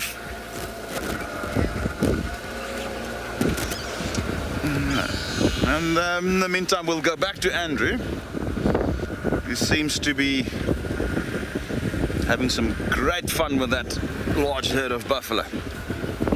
So, everybody, we got our buffalo still crossing the road over here. So this is pretty much the last bit of them. And they're all gonna make their way slightly to the west, sorry. Unless if they push to cross that western boundary by this evening, which they can when they actually have to.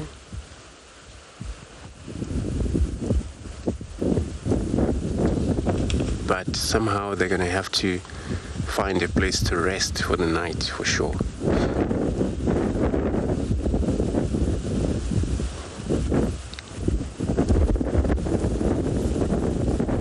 So now it's because of the wind, now it's actually driving them other way.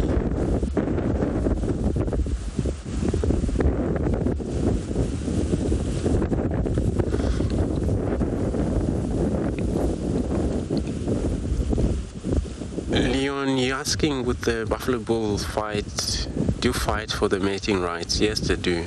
They do fight for that, just like cows, pretty much the same. So one female, she will be followed by several males. So then it always have to be one axis to that female is the one that dominates in that given time. So, but dominating doesn't mean dominating on all females.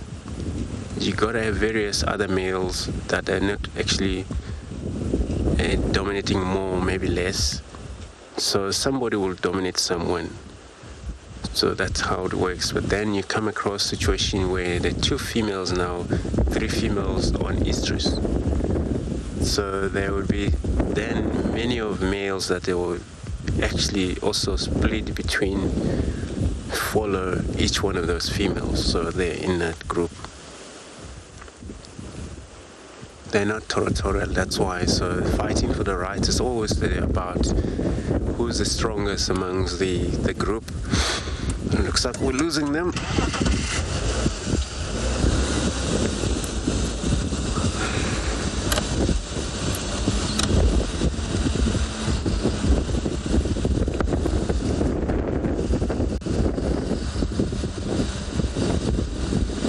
But there will be more to our right, since all of them they're already crossed. Just gonna stop where we could see them.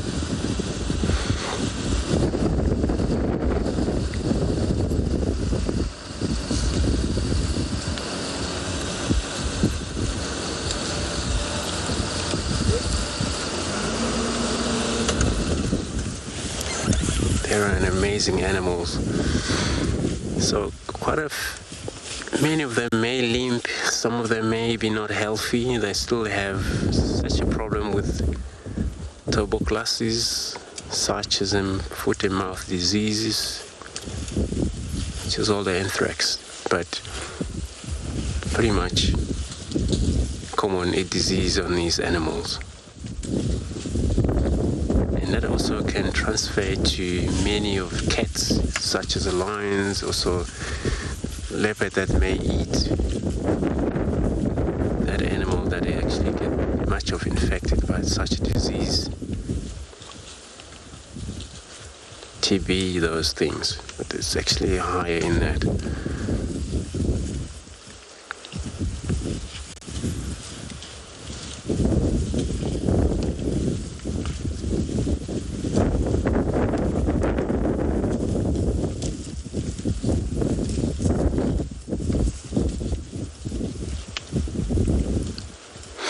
So wherever they're going to take it easy.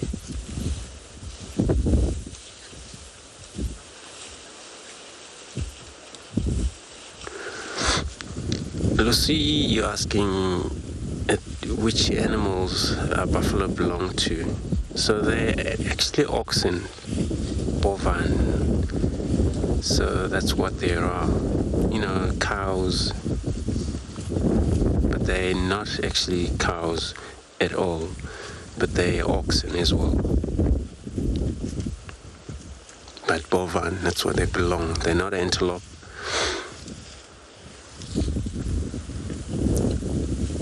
We know a lot of our antelopes usually, and some of them they would have with the buffalo, since they also have this, it's called false hoof. Oops. Alright. Just not too sure what happened there.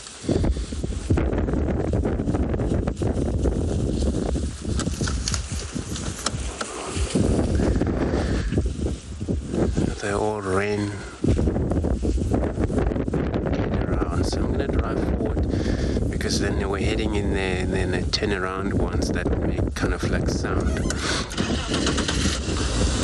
Perhaps they kind of like maybe disturbing.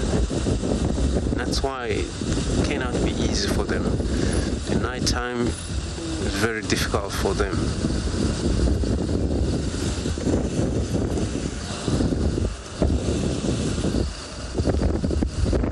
See, because this one is still isolated here, still far from the group. Perhaps was nothing.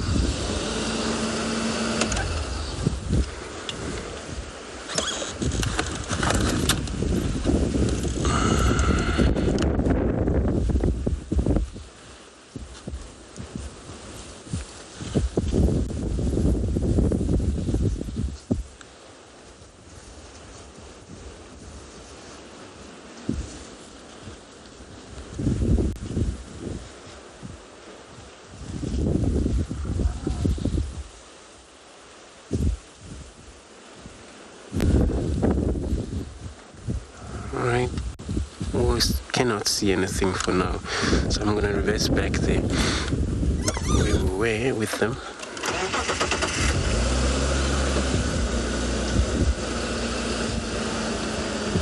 But if it's anything else here, we're probably going to experience it again.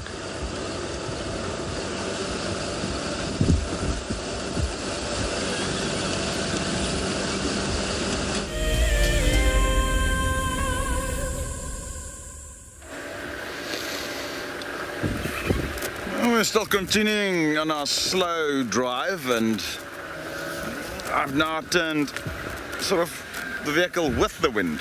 It just seems to be a little less cold than having the wind directly into your face.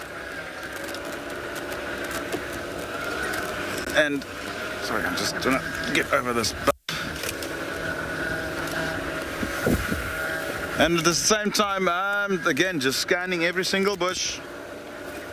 Any eyes that are reflecting. Remember, a lot of these animals out here, when you shine the spotlight at them, their eyes will reflect the light back. And that's something our eyes don't really do that much, or at all. Especially the nocturnal animals. Very, very strong reflection when you have a spotlight at them. And it's one of the ways that we locate animals. Sometimes you can't actually see the animal. It might be inside a bush, but you will potentially see the eyes reflecting the light back to you.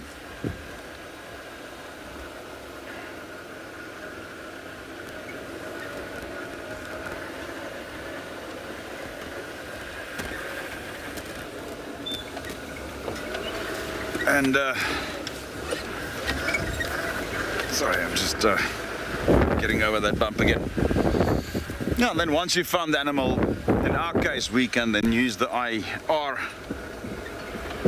to view it without having to have the strong light in its face all the time. We can switch it off, switch off the main lights, and use the IR, which I'm not going to do now, but and that way we get the most natural behavior out of the animal.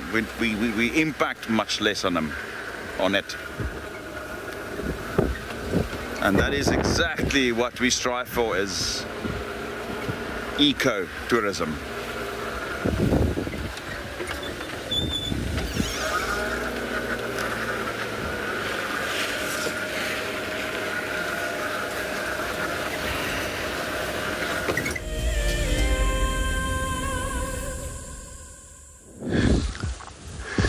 So everybody we have checked, there is nothing really that we can see. Perhaps one was pushed hard and it makes sound and ran back to the rest. But how they respond is actually very interesting. The rest of them actually respond in trying to get out the area. So in that case, if there's a lions chase them, what we've seen was only that male that actually stand and look what could be wrong, because they're the one now responsible for this group. So these are the one who always face all the challenges. By doing that, they may lost their life sometime, but they're lucky they're within a herd over here. I have seen a herd defend themselves from the lions. I couldn't actually believe that. So was this actually female? She was about to give birth, and then she was always far in the end. And these lions was always behind her. It was drizzling in the morning. So was a few males that they also stick from the far backside, because now this is when they move. They gotta make sure everybody keep up with the group. Once they cannot, they have to make sure why they have to stick far backside to make sure everything's okay. So these lions, they actually try and approach that female once she was down and about to deliver there. And of course, they actually go for her, and then we always believe that they got it for sure. But the rest of the herd ran back. So they ran away, but also ran back to the area. And they're able to save her before she died. But when she got out there, so she was out of control and she couldn't care what is around. She would run, so she ran past the whole herd, because with the pain that she was about to face of giving birth and of course getting hunted by lions, so it was actually perhaps a difficult time for her. So they can actually, defend themselves, this animal, when they can in the herd.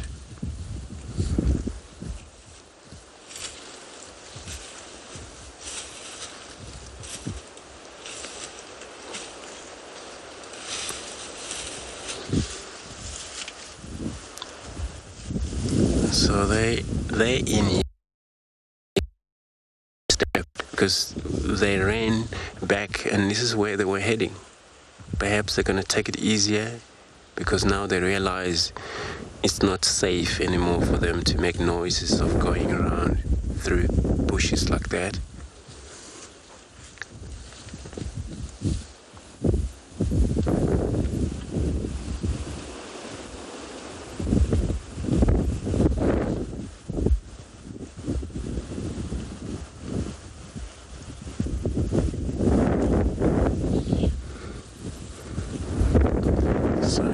While we are looking at these buffaloes in these bushes here, let's take a look at the upcoming expedition in Mara. The Masai Mara in Kenya is an iconic wilderness filled with life. Its inspirational beauty has captivated our hearts on WildEarth for many years. While this season of the world's greatest migration has been missed, WildEarth is preparing a spectacular comeback in 2022. For the first time ever, WildEarth will be running expeditions to Kenya's Masai Mara throughout the 2022 migration season. Hosted by David Githu and Isaac Rotich, you could be a part of the team that shares the wildebeest migration with the world, live on WildEarth's daily safaris.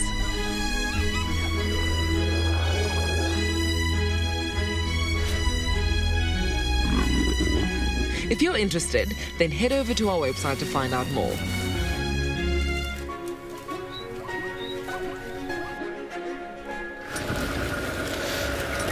We had a brief period now where the wind was a little bit lower in terms of intensity. Now it's picked up. You can see the dust just coming past us here. It's quite intense. And there's also a few raindrops coming down. So we are basically getting it from all sides now. And there's not much moving.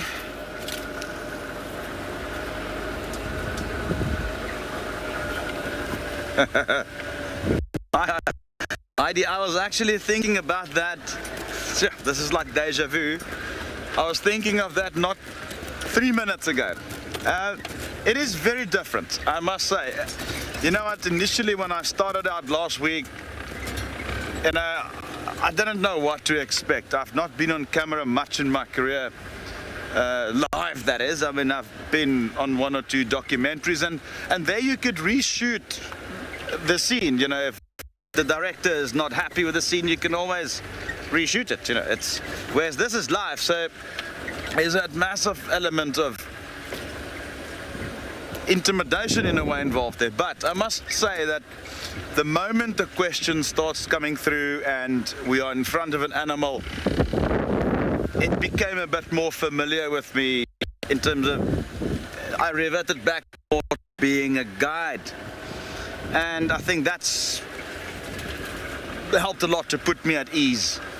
And the difference is having a live safari on camera versus having actual guests is that with the actual guests you've got that immediate feedback visually as to whether the guests are enjoying a particular moment or not. And that is what guiding is about, is to create moments.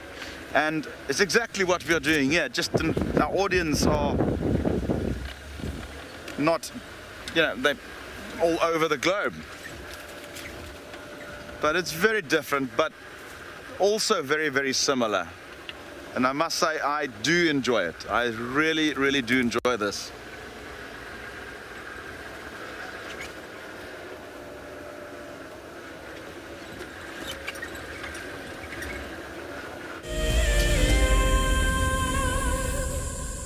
The Masai Mara in Kenya is an iconic wilderness filled with life. Its inspirational beauty has captivated our hearts on WildEarth for many years. While this season of the world's greatest migration has been missed, WildEarth is preparing a spectacular comeback in 2022. For the first time ever, WildEarth will be running expeditions to Kenya's Masai Mara throughout the 2022 migration season.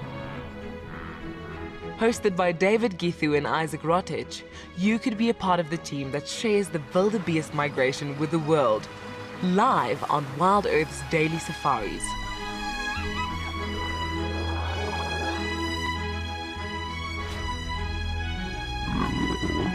If you're interested, then head over to our website to find out more.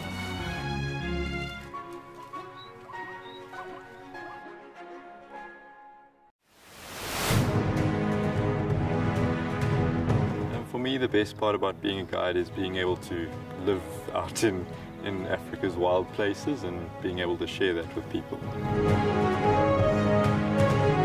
Of all the challenges, for me, the one that I'm probably the most comfortable with is the game drive. I think that's what I do most days, so that would probably be what I feel like I'd do the best at. Almost like someone's put little Lego blocks up there and made this perfect little sort of statue, and there's another one further along as we drive. One of the challenges I'm the most nervous about would probably be shooting. I think on the day there's always quite a bit of pressure and intimidation, always associated with it, but I guess we'll see how it goes. I hope I'll win this competition, but if I don't, it's still been an experience of a lifetime, and I've learned a lot and met a lot of really, really cool people.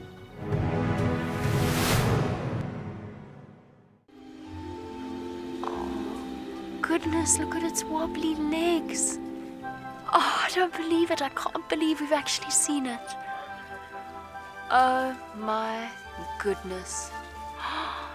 Oh, careful, careful, careful. Oh, no. Oh, it's okay, little one. Okay. Expect the unexpected here on WildEarth daily.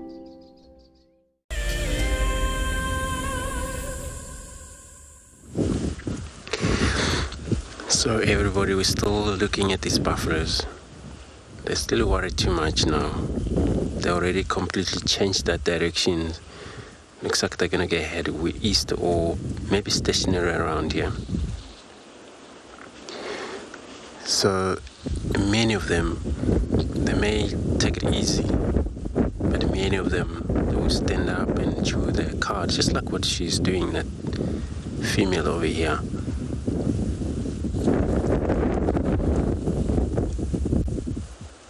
And it helps so much when they chew a cud over the night, and then they were able to restart for tomorrow to eat again. And that will be continuously eating the entire day. Perhaps we have a few hours, maybe an hour or so, or half an hour chewing cud and carry on. It's the only thing about the ruminant animal. For them, seeing so many of them eating on these grasses, if they don't chew cud, then it's still nothing. They still need to have chew cud, and then of course, this is where you would see a lot of them then defecate, because it's a long process of that cud. Go through a lot of pockets after it's been chewed. A long process of digest take place from there.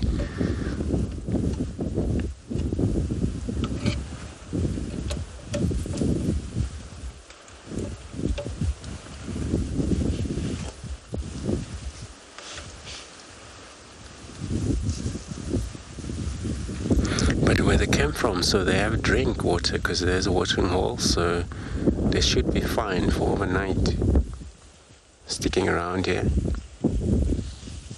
But all they got to do is just to make sure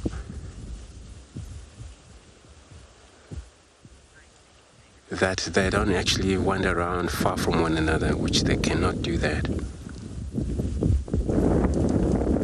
And these lions, if they're around here, they will probably aim for the small one, which is easy actually to work it on immediately and kill it. And the minute the herd return back to that area for help, and then you find it's already, the killing is already done.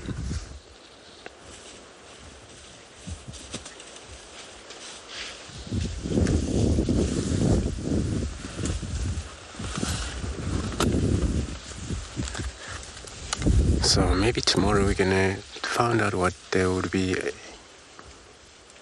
been up to. I believe that they weren't gonna move far, so especially it's too wind. So everybody, we're almost coming in the end of the evening show of this evening. So it's been really privileged to have you all on board. And then we'll probably see you tomorrow again in the morning, same time, where we believe we're gonna make that happen. The drive is gonna go superb. For now, goodbye everybody. We'll see you tomorrow.